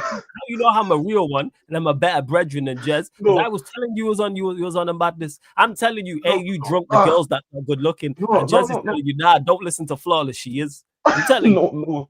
Look at him laughing. He's creasing up and he gassed you up. You go back and watch that video and see he was championing you and saying, Luton Town can get 10 wins from now to the end of the season. The reason why I'm laughing is because you said you heard that they could stay up, but you couldn't hear the fact that they were going to win 10 wins. Yeah, that's what it was. Like, even though I thought they would get relegated, I'm like, all right, they play good enough football to go. and they attack well enough to go, yeah, they have a chance of staying up. But yeah, the 10 wins lost me. And then he went and got back-to-back relegation. All I'm saying is... Was that 2 seasons ago? Shit, that was 2 seasons ago. Yeah, it's back-to-back relegation, yeah. But, no, but Steve was making a good case. But Steve was making a good case, so I was convinced. Yeah, man, he was making a good case. That's why you're there creasing up. I can hear you smile, you dickhead. This guy. No. Right, where else we going? So we discussed Chelsea losing to Leeds, Liverpool dropping points at Sunderland, Arsenal extend their lead at the top. If TJ gets it, we'll discuss it. We don't care about Arsenal, man. Yeah, we really don't care. Let's see what else you lot are saying. Continue to run up the likes, hit the subscribe button. Your Malcolm outside is nasty work, yo. Yeah, that's bad. Chelsea had one fucking job. Hey, the lap dance, man. That's 007 for you, Premier League games. Is it 007? Yep. Roy the lap son is generally terrible. Dude just runs around. Chindu, that is a Sarcasm City TV classic, that stream. That was great. Because even when we watched it back, it was brilliant. You know what I'm saying? The 10 wins. But shout out to Steve. That's why Steve a quality content creator. Because of moments like that. But now you know next time we in that situation, you know what you do? Don't listen to Jez. If Jez is telling you one thing, go the opposite. No, West Ham are gonna get you say West Ham. Oh no, they're definitely gonna be relegated. Yeah, I said that before. So you be saying getting relegated this season since we're there since we're talking about relegation, this could be another classic. You be saying the bottom three, maybe Tottenham. So you reckon Leeds stay up? I think they might be just because I think they're playing. I think West Ham can survive. You know. Nah, because I watch Mike's videos. I see Mike's videos, and he doesn't even believe that Nuno brings that much of an improvement. You know what? I'm gonna give it a bit more time, but I think as of right now, I'm going with the bottom three. But tomorrow will be a big game, man. Here's the question: did they get to 10 wins this season? They're currently on 3. I don't even know. You know, they might get like under 10. You saying they don't win 7 more games this season? I guess who? Nah, I'm saying just in general. I think they could beat the team. They get 7 wins. They get 7 more wins this season because they're currently on 3 right now. Wolves, I think, are gone. I think you can write off Wolves definitely.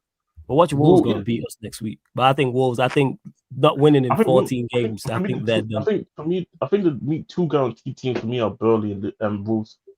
Yeah. So we say, all right. Here's what I'll ask you both: is it a straight shootout between West Ham and Leeds? Yes. Burnley too. No, you reckon Burnley got a shot staying up? No, I think they'll go down. All right, so that's what I'm saying. So we in agreement that it's Wolves and Wolves and Burnley are gone. I'm saying out of for that 3rd spot, who's outside of Leeds and West Ham? Is there another? I say Tottenham is an all-time show. Don't let the Newcastle performance. Not even performance result fool you. We was dog shit. It's just that Ramsdale decided to say, you know what? Hey, just leave it for a point and stay with Frank for another week. Like, Newcastle had one job, man. He still hasn't gotten prescribed ADD meds, so. That's all. Newcastle had one job and they said, nah, just suffer for another week. All right, man. Brentford, they was less than players, man. I'm expecting the performance on the weekend.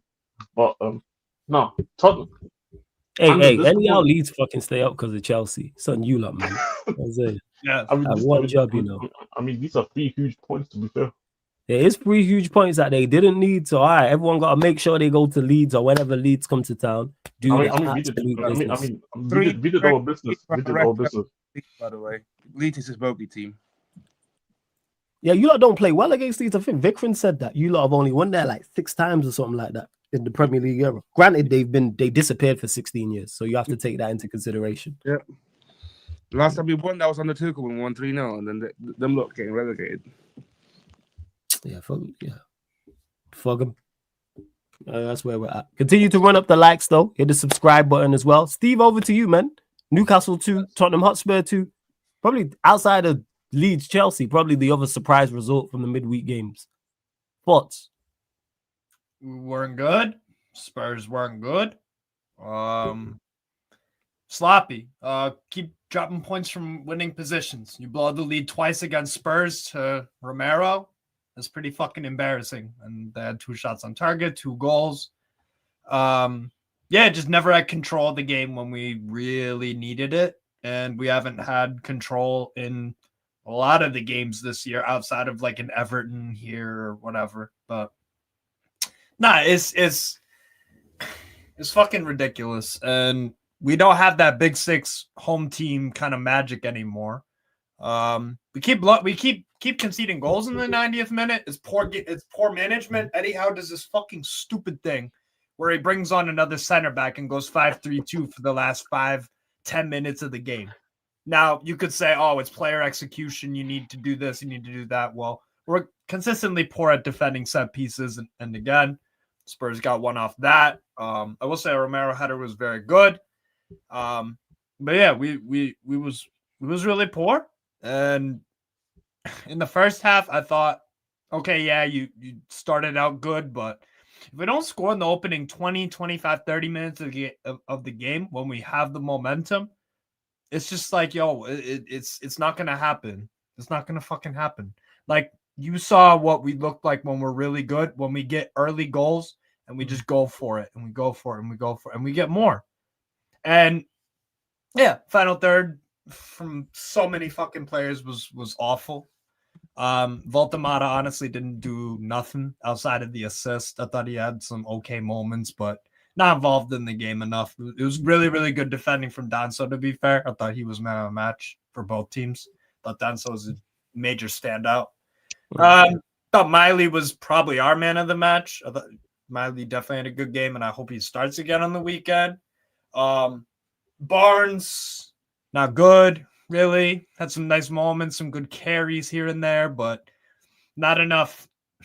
He's a really good finisher, but if he had a little bit more pace and a little bit more trickery, then he'd find himself in,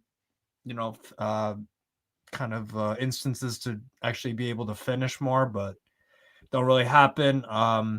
Gordon came on and he was okay, but still not really putting in the effort like he used to. He's disappointing. Alanga is not good. Jacob Murphy was atrocious. Couldn't pass a fucking football to save his life. Giving it away constantly. Maybe a good cross here and there, but nobody was on it.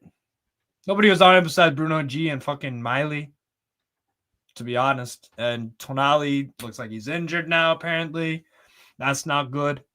I don't know why the fuck, again, that we bought Riddle and Ramsdale, and this is what happens when you fucking buy a scrub goalkeeper. He costs you points. We could have scammed that result. Could have scammed it, but he fucked up. And the defense did too, because he was also blocking in his path. But as a goalkeeper, you got to just do better there. So we didn't deserve to win the game at all, really. Neither team did. The draw was a fair result. Game lacked a lot of quality. Spurs were really awful. Couldn't play. They couldn't control the game either. They could go long. They could go short. Bentancur and Sarr just passing sideways, invited pressure. That was the one thing that we did do well, was our press. But yeah, it was. I'd probably say Kolomwani was probably their best forward because he tried to make stuff happen. He looked lively and he was making a nuisance of himself, but he never really got any good looks at goal. Never got any good looks at goal. Sounds about right, man. You just have Thomas Frank loves a guy that just wants to fight, man, and yeah, fucking run around, man, and don't give him any opportunities at goal, man. Piss take. So, man, I was just looking there that Spurs are top of the away form table and 19th in the home form table. Make that make sense. I told you the league. Make that make sense. So they are top of people. Spurs are currently top of the away form table and 19th in the home form table. To be fair, we had a quite easy. Also, Arsenal. To be fair, we played Newcastle now, but we had an easy schedule. But it still doesn't make sense though, considering how bad we've been this season. Yeah, easy schedule. It's hype. I wish we could take advantage of our quote unquote easy fucking schedule away from home. Are we gonna see Reece on the pitch? Wisse ain't going. Wisse ain't going. No, he's not gonna be, because he's not gonna be fit enough to, because the match, there's not gonna be enough match fitness to get him going. Yeah. So we'll get to see him hopefully soon. Yeah, I bet he'll be fit for that fucking qualifier against Jamaica, though. Better be ready for that. Oh, yeah, no, yeah, that's Yeah, like he's gonna be out. That's in a few months. So March, I think. Yeah, it's March. Yeah, March. We got the whole of December, January, February, and then a good portion. So you're telling me what comes before March when we're in December? I think he will have enough time to face against either New Caledonia or Jamaica. Yeah, I wish after the December we could have May, so the season's over. Yeah, facts. You know what I'm saying? Call it wraps right now. I hear it. I want to see my 2 pieces on the Newcastle. Oh yeah, definitely. Before you do, hey, big up. Is that Marshall rating? Hey, shout out Marshall. You know what I'm saying? Shout out Marshall. Big up casually. Marshall, I know when he was talking title races and title charges. Let me just see what he's. Hey, Marshall, let me know. I should have locked in. Went busy. I would have locked in to ask him. Go on, Jez. Your thoughts on it? Valiant point away at St. James's Park. First and foremost, I didn't watch the game, and so because I said I'll stop watching, and Steve can probably verify. Steve can probably verify everything that I've been saying about Frank literally happened in the game to us. So I don't have to go back on what Steve has said. But the one thing that I want to say is that people have to stop comparing. People have to stop doing this. A good result doesn't mean a good performance. Yes. So you're telling me there's too much results-based analysis out here? Yes, because I'm seeing people trying to, and even Thomas Frank after the game, and this is why we got he got like a hard on, bro. I swear. He can go win. He can win the night before the game. He can win the games. He can go win the games all the way till New Year. I don't give a shit, man. I can never like this brother. I can never like this brother because he was excited. He was excited about the draw. He was buzzing. After that, we had our first shot on target in the 68th minute or some shit, and he's talking about a brave, resilient comeback and the team showing the passion and desire. Hey, get the fuck out of my club, bro. Bro, after the game, Steve liked because Steve knows because he liked my tweet. I tweeted to his quote. This is what it's like to have does this feel like to be having a mid-table manager as the manager? Because everything on both teams just screams mid-table, bro. Everything mediocrity, man. Everything, bro. This is the worst Newcastle has ever looked playing against us. Before that, slapping us 4-1, 5-1, 6-1. Not all of a sudden they can't put the buck off the net. But what do? We go out there play like fucking pussies like we've been playing all season long. And this manager's talking about it was such a great performance to have this. Bro, if Ramsdale was just a shit goalkeeper, and if the Newcastle attackers were actually competent, we should have probably lost it by 3-0 even before we even get a goal. Fucking pathetic, bro. And I hate this manager for the shit that he's doing to this team. Kudos has shown this season, yeah. When you actually let him thrive as his defender, he can actually create chaos for other players to take advantage of it. Nah, fuck it. Let me play Kudos like he's a striker, but out wide, and make him play back to goal. Back to goal, back to goal, back to goal. Nobody can attack the against Burn. Against Dan fucking Burn and fucking Lewis Hall. Against these man, letting crazy. Just playing Lucas Bergwijn in the number 10 because he's a dual winner, not because he can create, because he's a dual winner. And he runs a lot. He can run. Look how Xavi comes on. All of a sudden, we're looking a bit more. It was free, a bit better. It wasn't great because the standard is so low, but because of the standard being so low, we look better. Why? Because we put in a creative play on the pitch. Of course, we're gonna look better. But it wasn't great because this manager limits so much, man. And then it's just shitty. I actually hate this guy. I can't stand him. Yeah, he's just fucking Graham Potter, bro. Graham Potter at Chelsea. Thomas Frank, same shit, different colors. It's the same shit. And this is what I'm saying is that this result, and this is the funny part about it. All of a sudden, I'm not seeing any tweets about our players being bad. Why? Because we was getting a result away at Newcastle. Imagine if we would have lost that. but our players are not good enough. And this is what I say. All fans are not even these bullshit ass Frank Inners are not even consistent with their own opinions. One day the team's not good enough. All of a sudden the team can go to Newcastle and get a result. All of a sudden, man. And this is why I'm sorry. After the game, I wasn't happy. And I would never. I'll be honest. And I said this in one of my Spurs group chats. This is one of my Spurs group chats that I said, unless this manager wins me a trophy, I can never be this manager. And from the start, I wasn't. From the start, I wasn't fucking with Thomas Frank. From the start, and until he wins me a trophy, I'll be honest. I can never fuck with him. This dude just screams mid-table, everything about him. And I told man about since pre-season that this guy wasn't it, man. I had to say this, man, because the guy just pisses me off, man. Like when I see his face, I just want to fucking punch him, bro. Like, well, he lives in Edmonton though, so you can rush him out there. I ain't gonna go and rush him, no, but I'm saying this is how I feel. Like I ain't gonna go and punch him, man. I ain't trying to get arrested. What the fuck? But this is how I feel. You can only beat what's in front of you, you know. Okay, man. That's not an AO. That's not an AO. It's not an AO, man. But it's not an AO. No, it's not an AO. It's one of them. Let's move on. Yeah. Yeah, that's not an AO. Yeah. honestly, I'm never gonna do this whole thing of like, yo, I'm happy that we lost the game and shit like that. But Paul, I genuinely don't care if we even lose games, because if that means this motherfucker leaves before Christmas, like, yo, this is the only Christmas present I want, bro. Him being gone. This is bro. Let me sleep. The Christmas. Let me sleep. Let me sleep on the couch. I'm gladly going to the couch and sleep there if that means the motherfucker leaves, bro.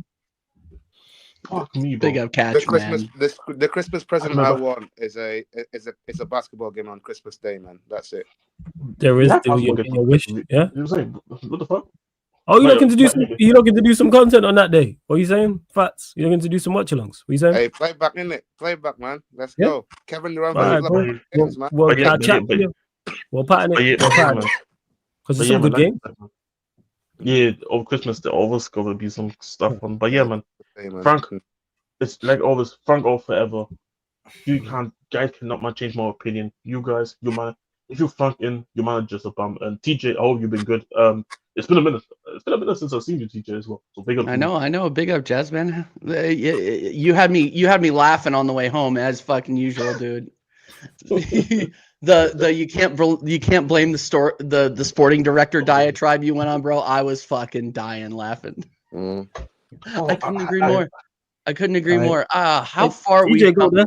Before actually, we just want to say, hey, big up Catch for the raid, big up Catch, big up SB, big up the whole Catch Up gang. Make sure you subscribe to the Catch Up as well. Big up everyone joining over from the redirect over there. Please run up the likes. Please make sure you hit the subscribe button. Subscribe to Strasbourg Steve's channel. Subscribe to TJ Warren TV and Sarcasm City TV Extra as well. Yeah, go on, TJ.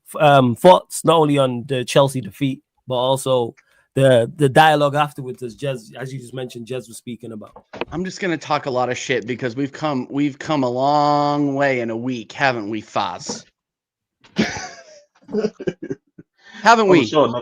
I'm covering myself in bed. Were you one of those clowns on Carefree Lewis's channel telling me that we were gonna get clean sheeted? I don't know who you're talking about. Oh, yeah, that's what I thought. Yeah, okay.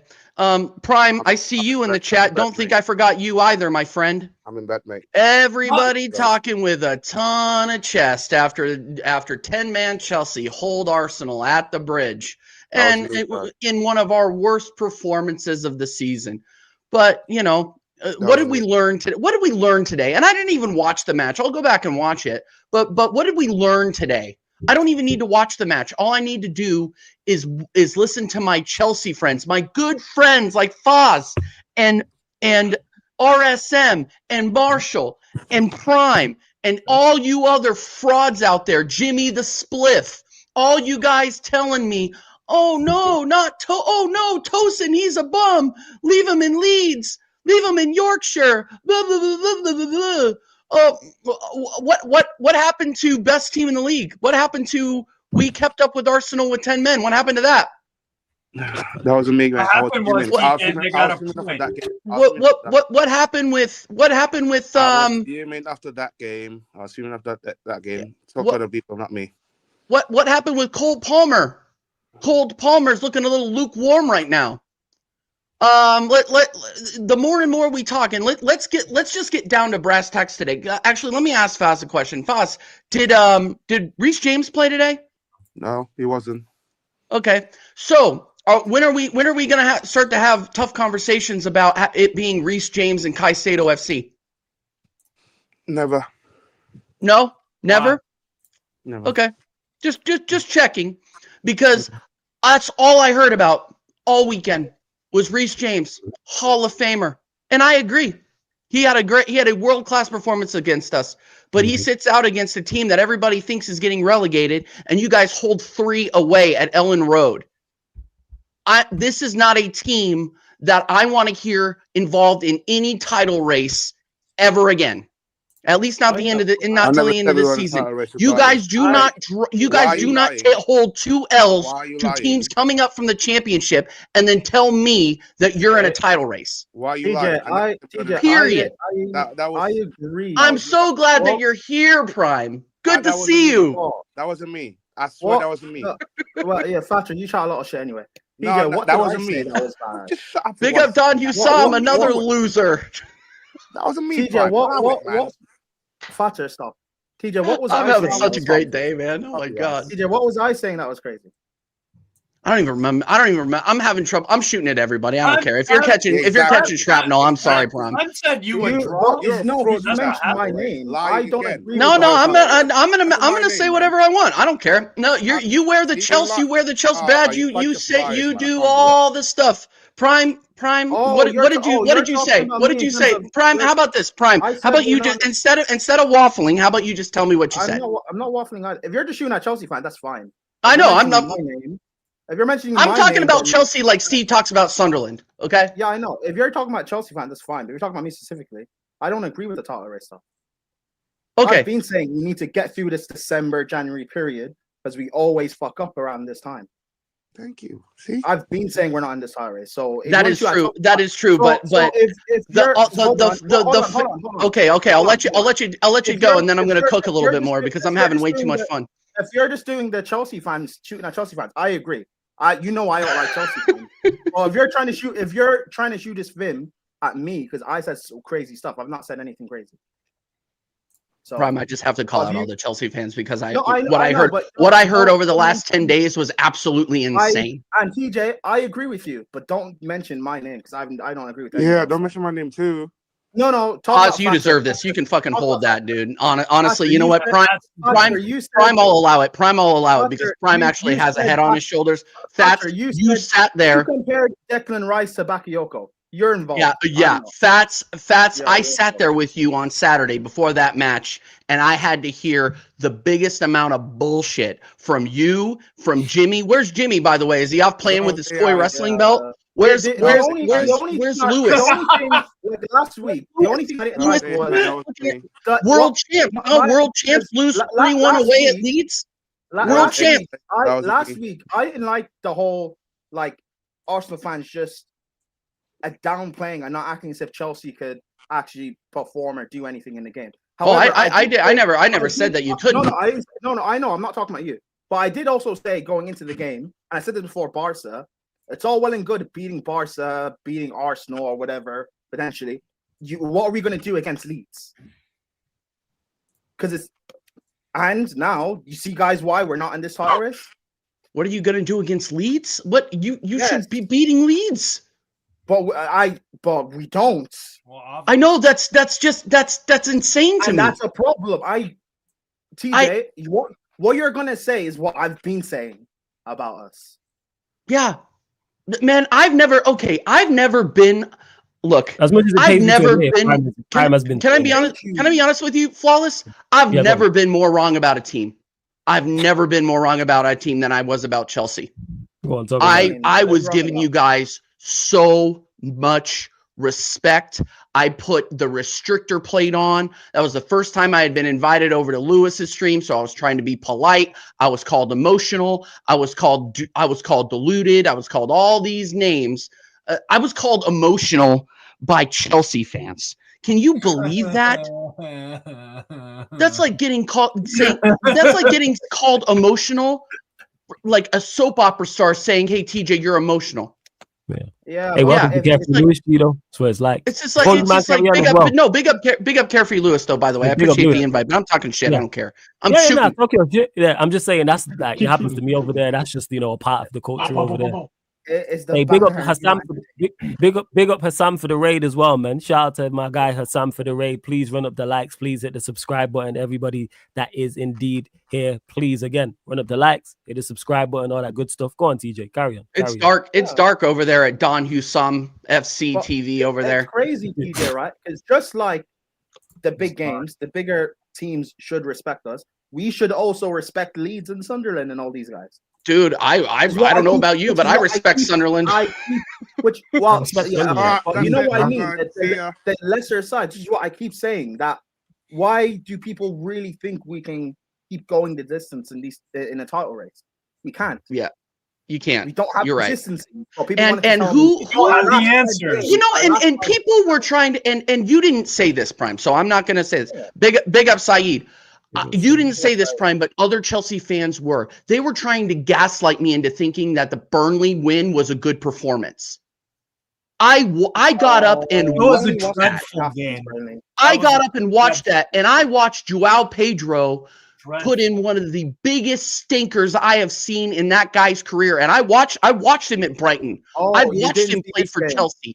And he had one of the worst games I've seen him play in the Prem. I couldn't believe it. And all these people were saying, "Oh no, it was just a couple back. Look at the GA. Look at the GA." Fuck the GA. I'm watching the game. Yeah. Like, this guy was awful. And I was being sold that he was going to do a job against Arsenal. He didn't. He was garbage against Arsenal too. The rest of the midfield was making up for him. Like, let's be real about this. Like, Chelsea fans need to stop and realize where you are. I am now stopping and realizing where you are. You guys are in a top 4 battle. Period. Congratulations on winning the Club World Cup. And I'm gonna say it again, and people aren't gonna like it. Glorified preseason invitational. Congratulations on winning that. I don't think we're in the top 4. I don't think we're in the top 4 race. But so you think you're going to get top 4? Probably. Oh, we're not in the top 4 race because we're in a weird limbo where we're not good enough to compete with the title with you guys. Well, I don't. John Peterson. Where's this John Peterson come from? That's into the top 4 race because the guys who are competing for top 4 is like Newcastle and Spurs and Villa. No, not Spurs. What? We ain't competing. Okay, aren't Spurs in like Newcastle, Villa. Those are the guys like competing for like. At least you have the Thunder. You have the Thunder, Jez. Don't worry about it. You have the Thunder. You're good. I don't see us getting dragged down into the top 4 like battle. However, I don't know if we continue being consistent like this, then I don't know, probably, but you're not. Yeah, it's mad. Hey, big up funds. Let me big up funds for the super chat as you man carry on. Hey, big up funds for the super chat. Appreciate funds, man. Big up everyone in the chat. He says, as a Chelsea fan, we are 100% in the race still. I respect this, man. What race? What race? Is there an F1 race coming up? Like what race? Is he talking about title race? No, we're not. Is there a go-kart race? Is there a go-kart race going around the bridge? What race are you talking about?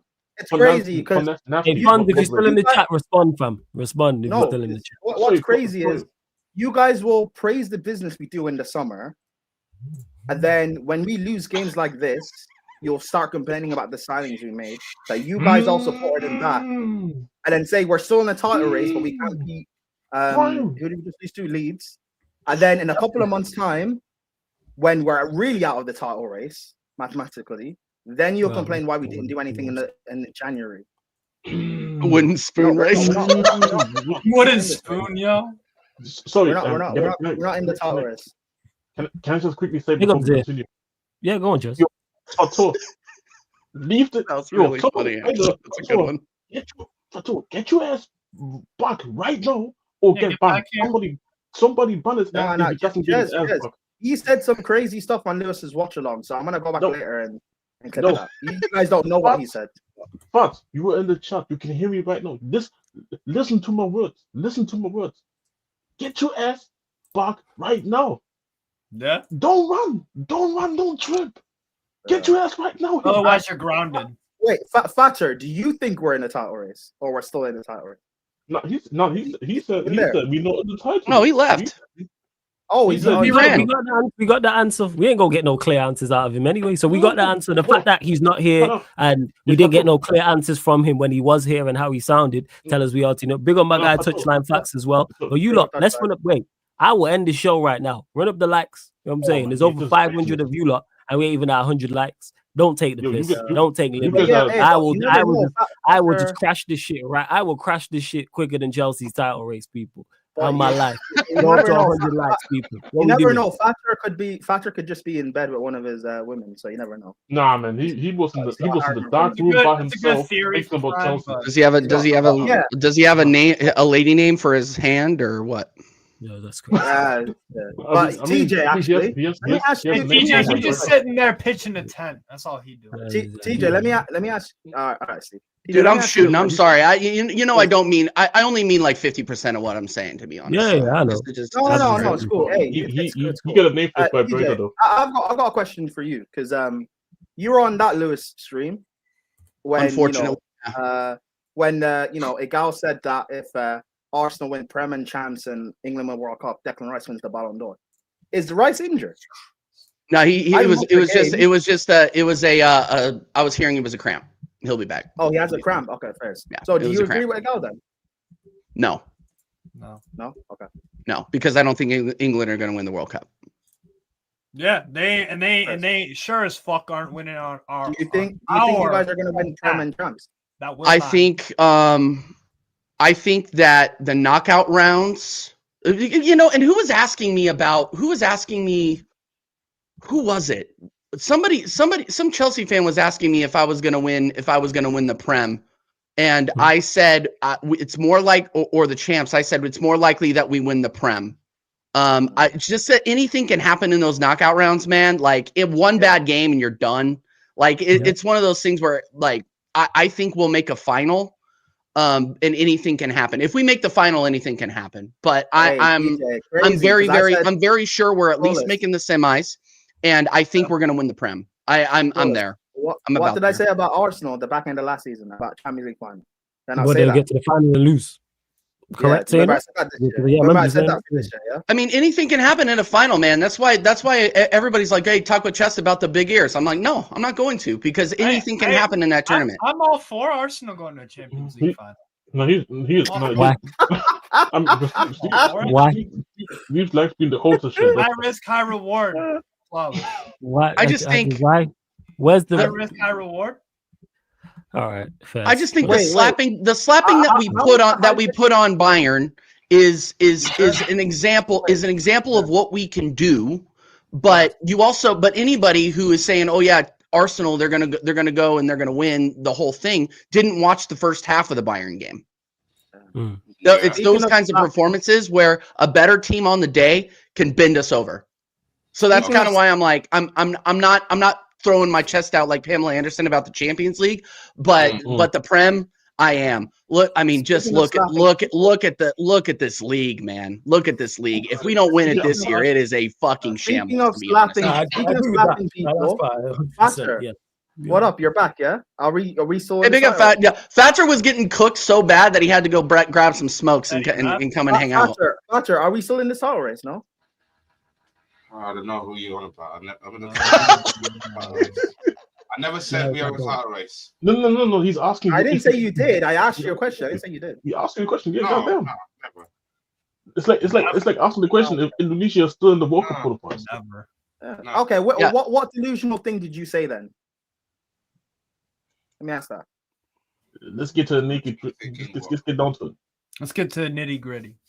Let's get to that nitty gritty. What are you on about? Ludicrous sentence. Do it to it. Yeah. Fat, we know you're not tired, bro. Stop rubbing them eyes. Simple. No. Because I know you was getting hella This giddy. dude got out of bed, lit up a dart, and he's ready to talk some ball. Come on. Wait, did you not get your text from Netflix? What happened? Hey, the brother was gonna wear tweet. Got the Elton John glasses. All right, what we doing? Hey, I love this. I love this. Can I address something real quick? Of course, man. All these people, and I haven't done this on my channel yet because people are like, "Oh, TJ," because Don Husam was in here talking that shit. He wrote on in here from Jordan after he redirected all of his people over here. All you scrubs, you better fucking smash a like right now, and you can clip this up too. I am not Arteta out. I'm not. You would be stupid to be Arteta out at this point. I have lost one match all season. How are you? Your opinion is allowed to change when the results change. Anybody who is watching Arsenal Football Club, if you're out here actively being like, I want the manager out, you're crazy. Like, I'm sorry, you're crazy. The performances, the subs have been above par the entire season. The only two times when I was completely upset with the lineup was Liverpool and Man City, and he has learned from that. So do I want to say, I want to give Arteta a lifetime contract? No, win me something now.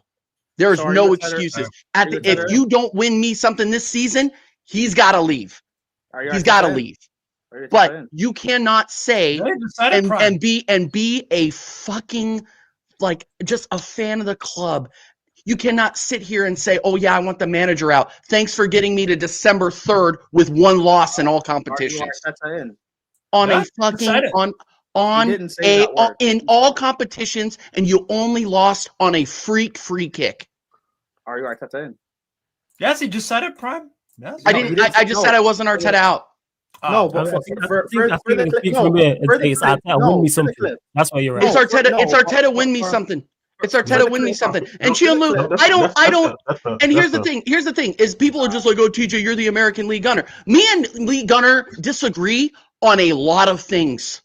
Okay, so if you say TJ told that to Lee Gunner, yeah, I'll call Lee Gunner up and I'll be like, "Yo, Lee, I know we haven't talked in a minute. Hope you're well. Yeah, I do have his number, but I only call it when I need to. I'm not gonna say, hey, Lee, by the way, you want to hear my bullshit over a WhatsApp message? I'm not gonna do that. Guy's busy. I don't give a fuck. He's not gonna give a fuck. Like, give me a break. TJ, has anybody ever convinced Lee Gunner that he's wrong ever? Yeah. No, the answer is no. Okay, so yeah, what difference is that gonna make? For the clip, though, I do need you to say Arteta in. I'm not gonna do that. Why would I do that? Why would I give anybody the satisfaction of doing you said clip this, so I need that for the clip. No, I said I wasn't Arteta. I said I wasn't Arteta out. Is that not good enough for a clip? Is that not good enough for Sarcasm City Extra or whatever the fuck you're doing over there? No, that's not. I need a clip. I'll be real. I need a clip. I need Arteta in. Subscribe. I'll moving like a bit low right now. Else it won't get clips, so I'm sorry. I need to say it. That's for the clip. I'm not here to Prime. I'm not a marionette. I don't have strings attached to my hands. I'm not here to dance for you. Okay, I'm here to say. Prime, you're not in a great marketing. I need you to say it, and then people are like, "Oh my god, he's Arteta in," and then they watch it, bro. Prime,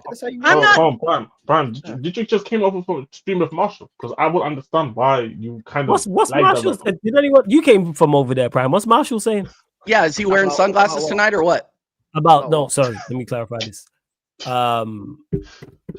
Chelsea being in the title race and potentially winning the league. Where's he at with that after tonight? The lights went to Prime, so it makes sense. Because I know he's one of the ones who's supremely confident. I need to get over there to ask him myself, but I couldn't join his chat. I wanted to join his live stream, but I couldn't.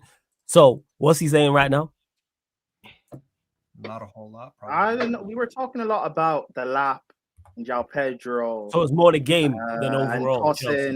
And stuff like that, and like going back towards the window and stuff, because he really loved the window, and talking about how our winger options we've not upgraded and things are more of the same, and how we're not. I think he still believes.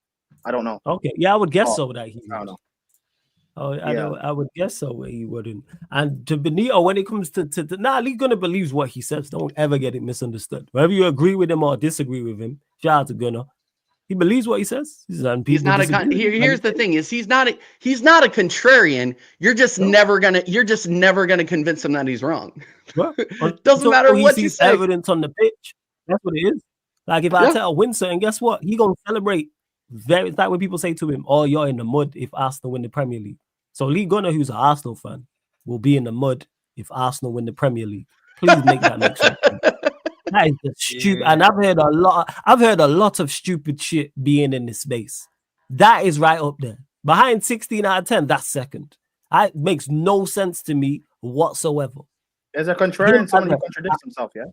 No, contrarian is someone who when he disagrees with anybody's point just to disagree with it. Yeah, you go against No. If you're talking about a contrarian, Prime, you're talking about like Ahmed, the Bridge Nation. That's what you're talking about. I do think Lee does contradict himself, but he believes what he says. Yeah, but contradiction and contrarian are two different things. I think I think he's like any other fan where the results are changing his opinion. No, I'm not talking about with Arteta. I mean other stuff.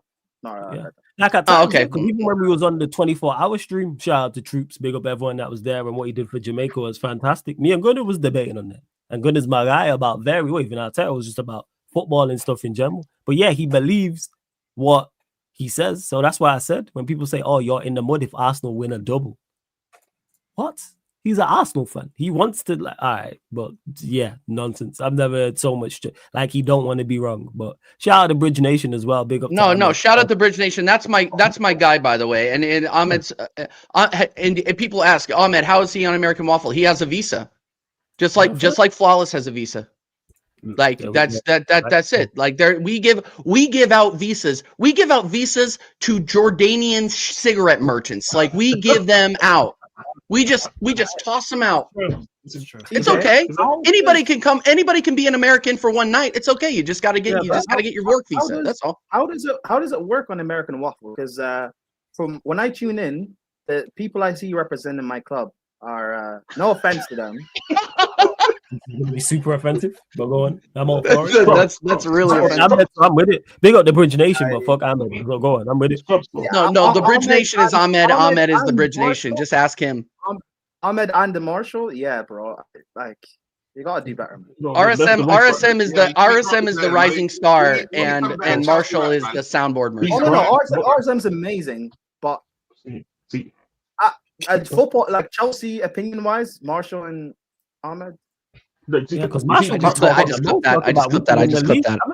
I remember last time I was watching Marshall. He was like, "Yeah, this was earlier on, so this was like a couple months back, and he was talking about Chelsea winning the league. He's been on this from early. That's why I asked him. I've just not spoken to him since. He's been on this. But you know why? It makes sense because Sanchez is top 5 shot stoppers in the league, according to him. So. But what's it called? But I told you, you don't know this, CJ. You don't know. Got to put the bag in the fries, man. Put the bag in the fries. Well to Ahmed. Put the bag in the fries. Marshall is a criminal, but you see, I heard what Prime's saying because it's like this is how I feel when I see Ghanaian players playing for the for Ghana national team. But like the Jordan Ayew brothers do not represent Ghana in my eyes. They're just black to me. They're not black stars. They're just no. Ahmed and Marshall represent Chelsea. If they might come for that, but I don't know. I can't. I remembered your quote. That was all. Yeah, that's like, no. I know. I just don't count. You can't have 2 of Marshall and Ahmed and only 1 of RSM. That's my point. Yeah, well, sometimes the pickings are slim when you're in America, and there's 3 Chelsea, 2 Arsenal, big on my guy Corey, 2 United, Staffy and Griggs. Like we have a back line. We have Steve for Newcastle. We have who else? We have one guy. We have one guy for Liverpool who decides that like football ultimate team is more important half the time. Like we that's why we have to like give visas out like it's candy to like freaking Tom Little and Husam and anybody that can do Liverpool can do Liverpool. And who am I missing? And then you have Jacob, and enough said. But enough said. Live, laugh, love, hee hee. Yeah. Live, laugh, love, hee hee. Tommy Touchings, hee hee. That's all you're gonna hear from him. Kudus FC, he. I just want the balance on Chelsea fans to be a bit, I forgot to say. I mean, I'm not in charge. I'm not in charge of the show anymore. So I can't. You head over there, man. You get make sure you get we need some bad Chelsea refs, man. I've not got a visa. I forgot. We'll see if he can get a visa. Will from Carnage. Yeah, Will is the biggest fraud on YouTube, and I tell him that every day. I message him that, but every morning I wake up and I message Will from Carnage and say you are a fraud. More than Flawless. No. Flawless is less in my face because I don't open X all the time. I do open WhatsApp, and and the first thing I do is at Will from Football Carnage. I say you are a fraud. Well, you stream at Flawless every couple of days. Yeah, but believe it or not, I respect Flawless. I don't respect Will. I respect Flawless. He's still a fraud. This is crazy work, yo. Why you say fuck me for, yo? Can I quickly? I'll come on here and I'll trash Flawless, but that's funny. Here's the thing. Here's the thing, and this is not a Glaze session, but Flawless is a guy who literally gave me a platform on my first big channel. Literally, how am I supposed to? I'll say fuck Flawless, but there's a respect. It's like a respectful fuck you. It's there's a difference. Whereas Will from Football Larnage TV, who comes in here and tells me that. Yeah, he comes into Chelsea streams and he's just like, yeah, Arsenal belt to ass 3-0, and then I have to fucking make up for what he says because he's out here talking shit on Chelsea. What? Yeah, what? He said that. I'm dead serious. He said belt to ass 3-0, and I'm like, please don't say that. Please don't say that. He loves the Glaze Chelsea. Yeah, relax. This guy was making out. Who was it? Baby Pele. Who was that? Esteval. Yeah. See, no, it's not Esteval. It was somebody else. It was that Real Madrid youth. Real Madrid, the kid. And who was? Endrick. He was saying, "Oh yeah, Baby Pele is going to be the next thing." I haven't seen him. Who? It's like he's going on loan to Olympique Lyon. So. Yeah, he's out of here. Endrick, thank you. See, everybody had to remind me. That's how good of a take that was. Okay, so don't tell me that second place Real Madrid is going to do anything out there. They're not going to do shit. So that's it. And here's the thing: is anything that I'm saying here, I have said to Will's face more times than not. So it's fine. It is what it is. How do you say fuck you respectfully? But this is why I don't get understand, because people tell me fuck you, but I feel like a hoe. I feel like I'm someone's pimp. I feel like when people say that. Why do I not get that respect? Speaking of hoes, there. That's why. Hold on. Before we go to Fator, because Fator doesn't mean anything here. But I gotta remind people it's the 4th of December 2025 over here in the UK, and it's currently day 107. It's 174 days of #surviving Thomas. We continue. Before we do continue, there's still just under 500 of you lot in here. So big up everyone that's currently tuned in. Before we do close out, run up the likes. How many are we even at triple digits yet? What is going on, people? Get us to triple digits. Hit that like button. Make sure you hit the subscribe button because it's road to 16K here. Make sure you subscribe to the Sarcasm City TV Extra YouTube channel as well. Road to 500 subscribers. Subscribe to TJ Warren TV. Subscribe to Strasbourg Steve. But all the links I just mentioned there underneath in the description. Anyway, final few questions before we close out. Members, Surviving Frank is so funny. Surviving Frank is hilarious. So we spoke about Chelsea losing. We did speak about Liverpool drawing, Spurs, Sunderland. Anything else we missed? I'm trying to think. Is there anything else? Yeah. Didn't really talk about Arsenal, but I mean, Crystal Palace beat Burnley. We'll go to you. Arsenal extended. Yeah, I mean, and I was working and I was watching multiple games today. I not to sound too casual about it, but I knew we were gonna win. Even with the lineup, we started Ben White today, and he got a man of the match. He had a man of the match performance, assist. It was getting into those spaces, man. It was good to see Ben White out there cooking. Obviously Brentford are not our level. Respect to Brentford, they came to play in the first half. They dueled us to a 0-0, but we went out there and turned on the Jets. We brought on our big hitters. Nani Madueke was looking really, really good today. He was unfortunate on a couple of chances in the final third that I saw when I was looking over, but he was cooking that left back, man. I don't even know who it was, but that kid has a family, bro. Like you need to relax. Like Nani Madueke was actually doing a very, very good job starting that match. But Bukayo Saka comes in and proves everybody wrong with a goal and an assist. Don't ever talk about my baller ever again. That is all I'm going to say. This guy, everybody was telling me, oh, Saka, he's not performing up to speed. He's not there. He's not this. He's not that. He's not getting the GA. Well, there's your GA for you. That is my baller. Kelleher, yeah, you could argue that Kelleher should have done a better job. I don't care. All goals count the same. Yeah, Saka came on and absolutely cooked.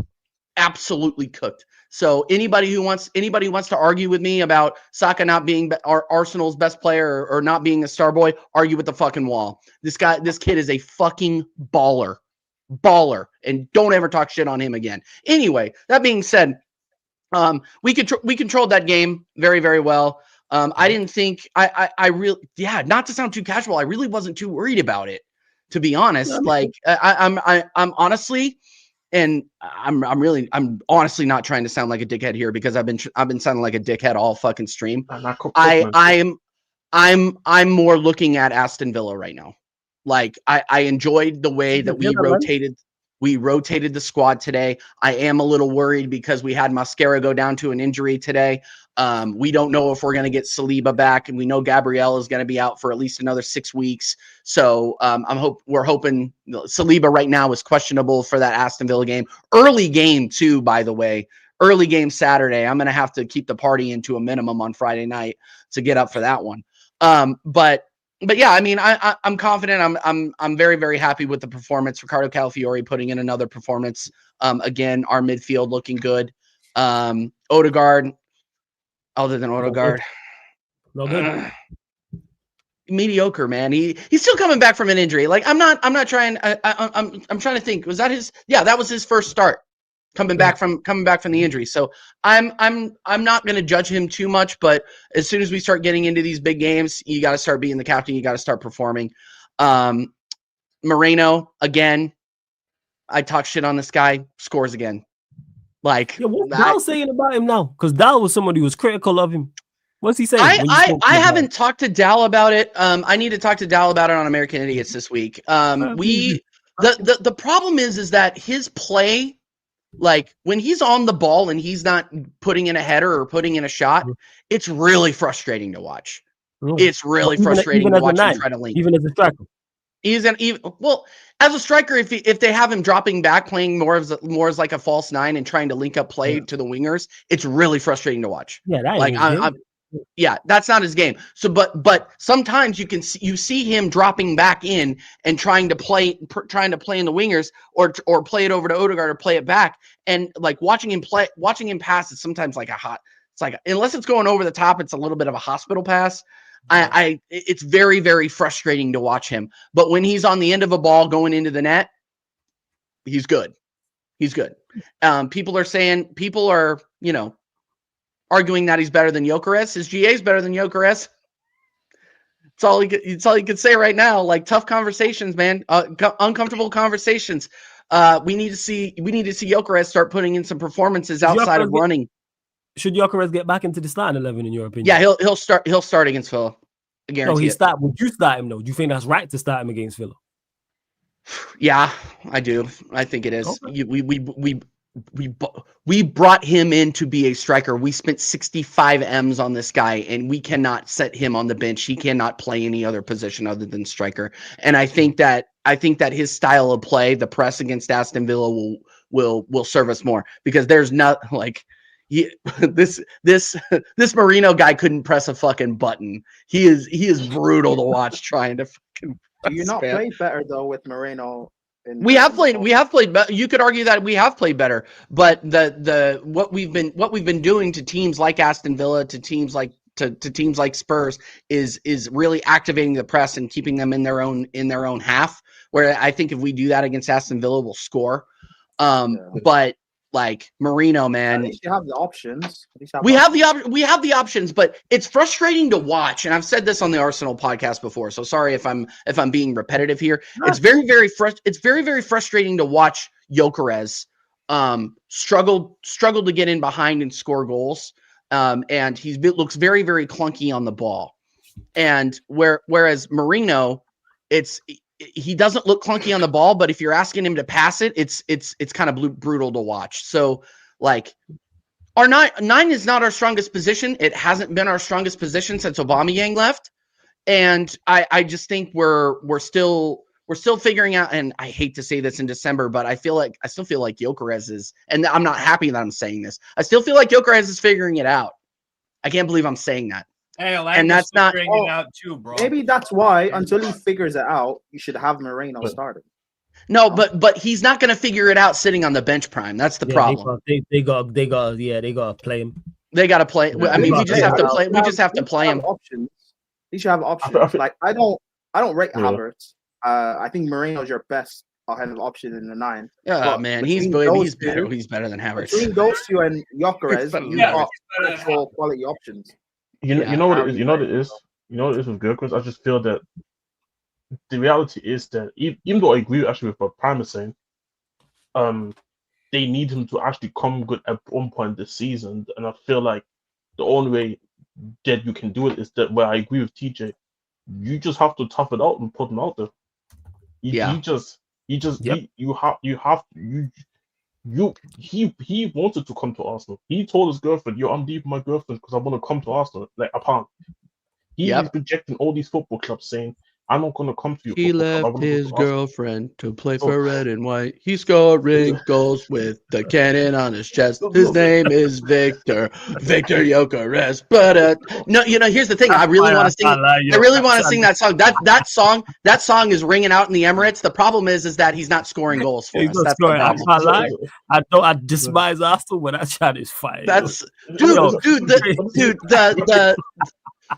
the chats that they're coming up. You look up the Piero and Capier one. The Piero and Capier one's fire too. Like they got some fire chants, bro. The football fans, the creativity is off the chart. You lot should songwrite, man. What's the other one? Everywhere, man. Across the footballing like landscape everywhere, from Premier League all the way down to like National League. The chants are elite. I'm telling you right now. I be hearing shit and I'm like, how do you even come up with that? Like, that's smart. Hey, props to them. That's funny. Yeah, it's absolute fire.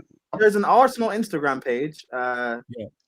This guy that creates chants for Arsenal or something? No, not that guy. Don't give me that guy. That guy is like singing about Gyökeres in the shower. Like, please don't give me, or not Gyökeres, about Odegaard in the shower. The detriment of getting results, I won't risk it. Start Moreno in the 9, but there's a run of easier games. Start Gyökeres. But I don't think it's not. I don't think Gyökeres can be that much of a detriment, to be honest, because they're performing well, and you can always. Okay, here's the thing though. Aston Villa are in really good form. You're gonna have to put it. TJ, do you think you're gonna have to put in a good performance to beat Villa? Like, it's of course, they're not pushovers. Yeah, exactly. So you need Unai Emery, absolutely not. You need to put the best 11 out there. If Gyökeres is not doing it, or Tottenham, then you gotta put. Is Gyökeres fit, right, to play? What? Was he on the bench? Was he on the bench today? Yeah, he came off the bench. Oh, okay. So he's got some minutes. He came off the bench and didn't do anything.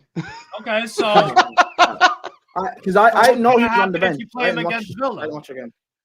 I think look at the end of the day, it's the same thing we talked about with Kai Havertz. You cannot pay somebody as much as you are paying Victor Gyökeres and as much as you paid for him and just say, hey, oh yeah, by the way, big game, you're on the bench. Like, you gotta give him. You gotta give him time. Yeah, but you gotta give him time. You gotta give him opportunity to get it right. That's where it is. It's like it's like with TJ saying, "Oh, he needs to figure it out." Man needs to run the games because you're gonna need latter end of the season. That's why you brought him in. Champions League last stages, quarterfinals, semifinals, big games in the running, etc. That's what he's there. Give him ample opportunity to be ready for that, even though it's not ideal, and he shouldn't be that detrimental. If he's that detrimental, your team's not good enough. And people aren't going to like what I'm about to say. People aren't going to like what I'm about to say, but like, he is scoring. He is getting into spaces. He is getting into dangerous spaces. Like, it's not like he's out of position. He's just clunky on the ball. I don't think he's used to the speed of the Premier League. I don't think he's used to the physicality. I don't think he's necessarily fit into Arteta's system all that well. I just think that like, look, if we weren't getting the results, I'd be more pissed off about it. I would be. Like, who wouldn't be, right? If I was out here with Isak and Verts, I'd be out, dude. I wouldn't be on YouTube. These Liverpool guys are brave. I wouldn't be on YouTube. Are you fucking serious? After spending that much money and they deserve it. They can hold that. No, they can 100% hold that. Like, fuck Liverpool every day. But if it wasn't for the results, if it wasn't for the results, I wouldn't be this positive. I wouldn't be like, give him time. No, I get what you're saying, because you're in the situation and the scenario where, because normally I'm all for it, do what's best for the team, but there's a lot of money been spent on him. There's a lot of expectation. He's on big money. You have to give him ample opportunity to get it right. That's where it is. Yeah. As much as that to the detriment of, it could be slightly or even more so, more than slightly a detriment to the team. It's like, all right, we're going to need you for the running. We know why Gyökeres has been brought in for. It's not as much as early points matter. It's like I said, it's February, March, April, May. Yeah, and I feel like I have to say this again. I don't think that he's shit. I want to be clear. I just think that there is an adjustment period here that is going to take a little bit longer than anybody would have liked. And Flawless, you, me, and Don C have been saying that for a while. Yeah. So yeah, like, yeah. But that's the reality. Obviously, I know there's this whole media pressure, rival talk, and all that. But the reality is that usually you keep that noise away. As the team, as the player, as the manager, you keep that noise. You don't really listen to that. So you do what you think is the best. And I agree. Like, me personally, if it comes down to it, considering as well how bad the league is, which I've been talking about since the start of the league. Rubbish league. I'll be honest, I don't think it's that much of a risk having him even start against Villa and then continue on playing, because, like I said, I feel like he just really needs to get used to the system. Yeah, I mean, and like we said earlier, you don't get used to the system watching somebody else play in the system. Like, you just have to be in the system. NFL quarterback thing. Yeah. Moreno and Havertz they're not the future. They're not getting used to the system, or the system the players and the team getting used to him.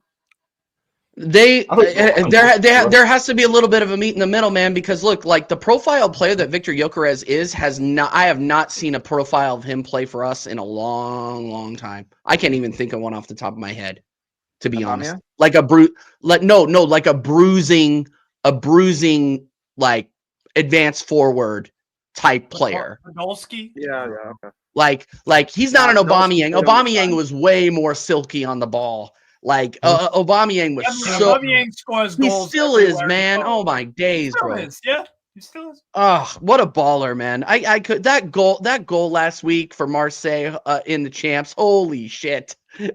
What a curve, dude!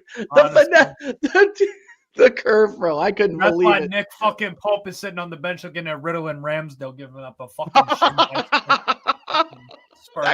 Yeah, speaking of Aaron Ramsdale. Dude, I'm so glad that he's gone. That being said, I had money on that game. I was fuming. I couldn't believe what I was watching. That guy moves like he's covered in molasses. This guy sucks. He's so bad. Rubbish guy. He's on loan from Southampton, right? He's on 120,000 pounds a week. That's what he's fucking on. He's on loan from Third highest paid goalkeeper in this fucking league, yo. Remember when people were advocating for him to start for England? That was a fun couple of months. Advocated for all these other useless. Steve, I watched Newcastle versus Spurs. Why is Ramsdale playing? Because Pope does stupid shit now. Yeah, but Pope's stupidity is better than Ramsdale. Yeah, but now Pope's stupidity's gotten so bad that Ramsdale's now playing prime. Yeah, but is Pope's stupidity not still better than Ramsdale? That's what I'm asking. At current time, is literally I Dallas. personally am never putting Ramsdale on a fucking pitch. We could be playing fucking Luton when they're in League One. I ain't fucking. Hey, respect Luton. What happened to back in Luton? I need Luton to back themselves. We do not speak in January 2023. Oh wait, hold on. Fatter speaking. Fatter, you're there. No, he's not, man. He's not, man. He's in Leeds. That's where he is. He's lost in Yorkshire somewhere, man. His soul's rolling around. I've never heard him sound so deflated. He's lost in his soul. Did you not get a text message from Netflix? What's going on? No. Why are you so sad? Hey, they can't be losing 3-1 to Leeds. Losing 3-1 to Leeds can't be getting you. We've lost to Leeds before, bro. We've lost. You can't be this sad.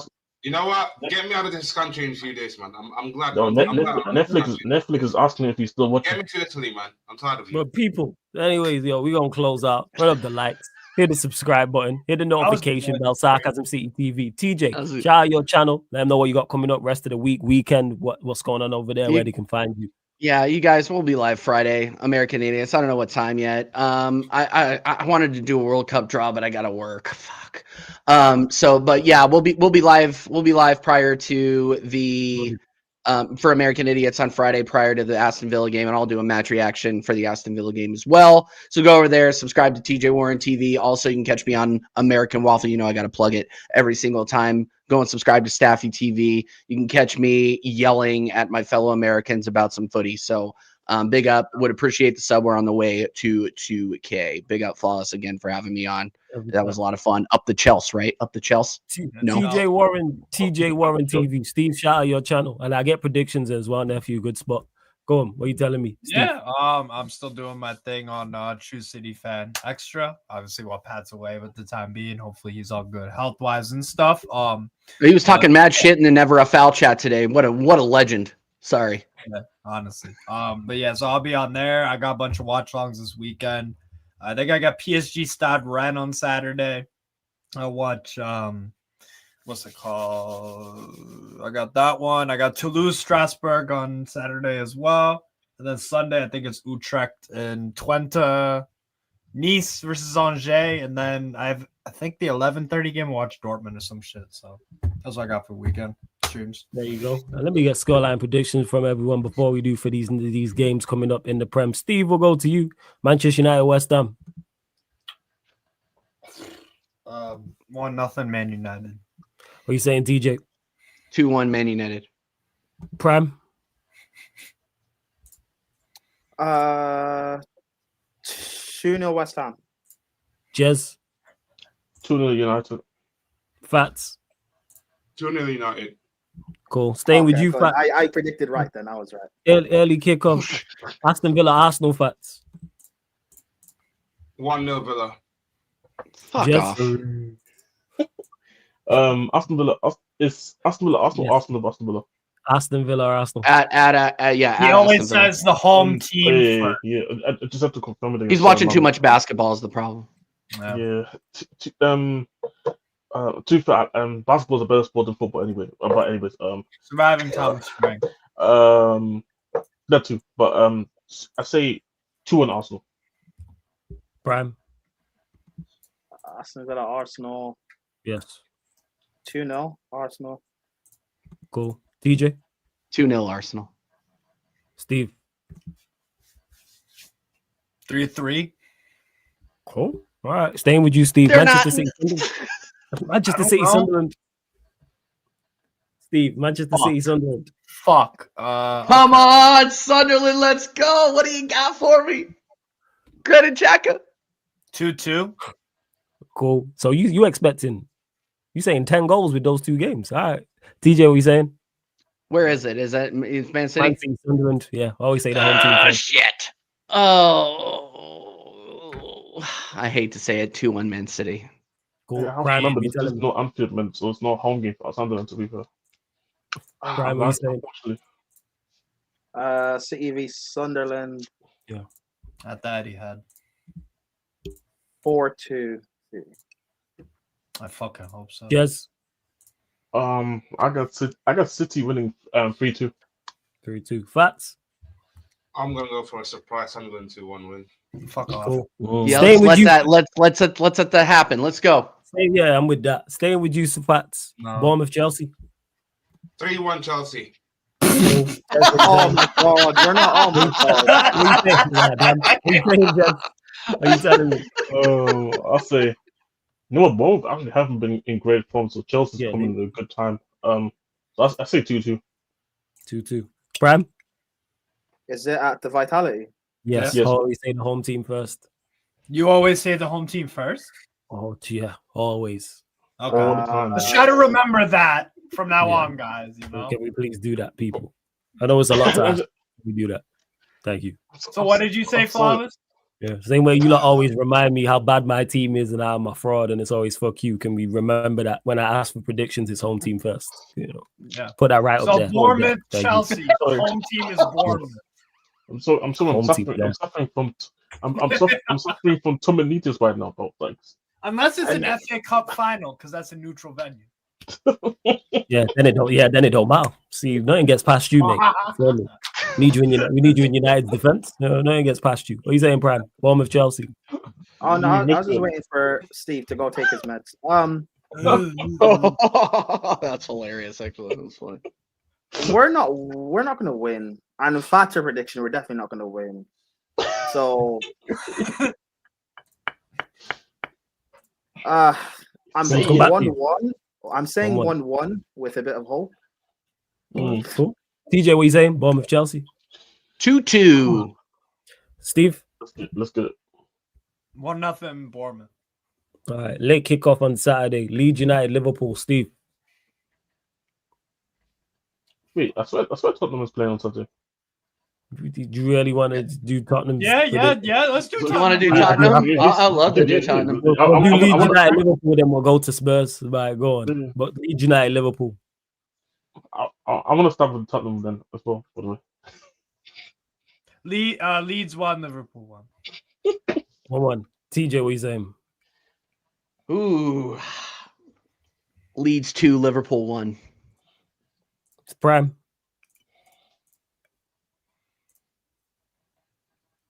I think his connection's moving mad. Yeah, I think it's sorry.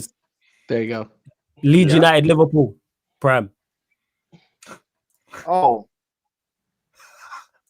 3-2 Liverpool. It's Fats. What are you telling me? Leeds 2-1. Hey, he just. Jez, you. What are you saying? I say 2-1 Leeds. All right, Spurs, Brentford, staying with you, Jez. Oh, hey man, the revenge tournament. I need them to finish the story. Man. 3-0 Brentford. 3-0 Brentford. There we go. That's what he's saying, Spurs, Brentford. 4-2 Brentford. 4-2 Brentford. Yeah. Prime. Yeah. Oh, I didn't hear the team. Sorry, I wasn't paying attention. Spurs, Brentford. We had Thomas Ball. Oh, hey, yeah, Frank, get sacked, bro. 3-2 Brentford. No. You're not gonna get sacked because of 3-2. What the hell? 2-1 Brentford. And the streak of the Denver Broncos winning as many games at the Tottenham Hotspur Stadium as the Tottenham Hotspur football team continues. What do you say? Do you say 3-1 Brentford? 2-1. 2-1 Brentford. 2-1 Brentford. Steve? 2-0 Brentford. All right, cool. Monday's game. Wolves, Manchester United. Fuck's sake. Keith Andrews FC, man. Just finish the story. What are you saying, Steve? Wolves, Manchester United. God, Wolves are so fucking bad. 4-0. Yeah, they haven't won all season. I am petrified of this game. 4-0. 4-0 Man United. Okay. I watched that. I watched that match. I watched that match today. Unfortunately, it was one of the worst displays I've ever fucking watched in my life. And Forest were underperforming for Forest, and they won 1-0. This is going to be a 3-0 easy Man United. Easy. All right, Prime. What are you saying? Wolves, Manchester United.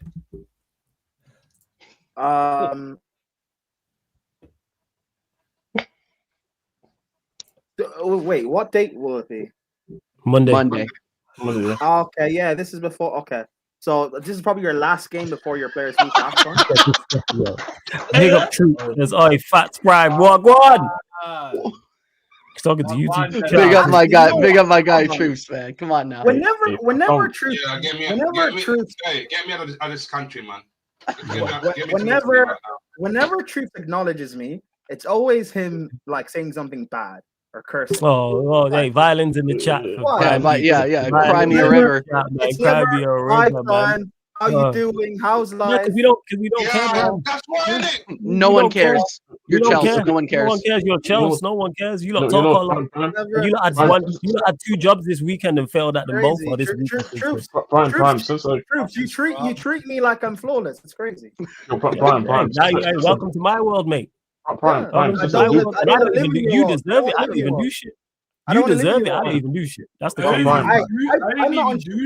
I don't bring up Spurs. I don't love Spurs.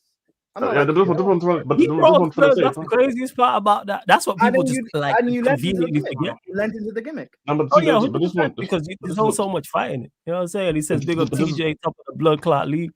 This is the year, Troops. This is the year, my guy. This is it. Let's go. This is why. You see that going out the country facts? I'm with you, man. You know what I'm saying? I'm with you. Give me Chelsea right now, man. Go find some good stuff. Unlike those people, I appreciate you. That's why I always ask the questions like, how's Nigeria doing for the World Cup? Like, how their preparations going? So. Staying with you. Not as good as Jamaica. Wolves, man. Hey, you're laughing as if, bro. I said we're not going to the World Cup. I don't get the joke. I know, but I still run the joke. What a prick, yo.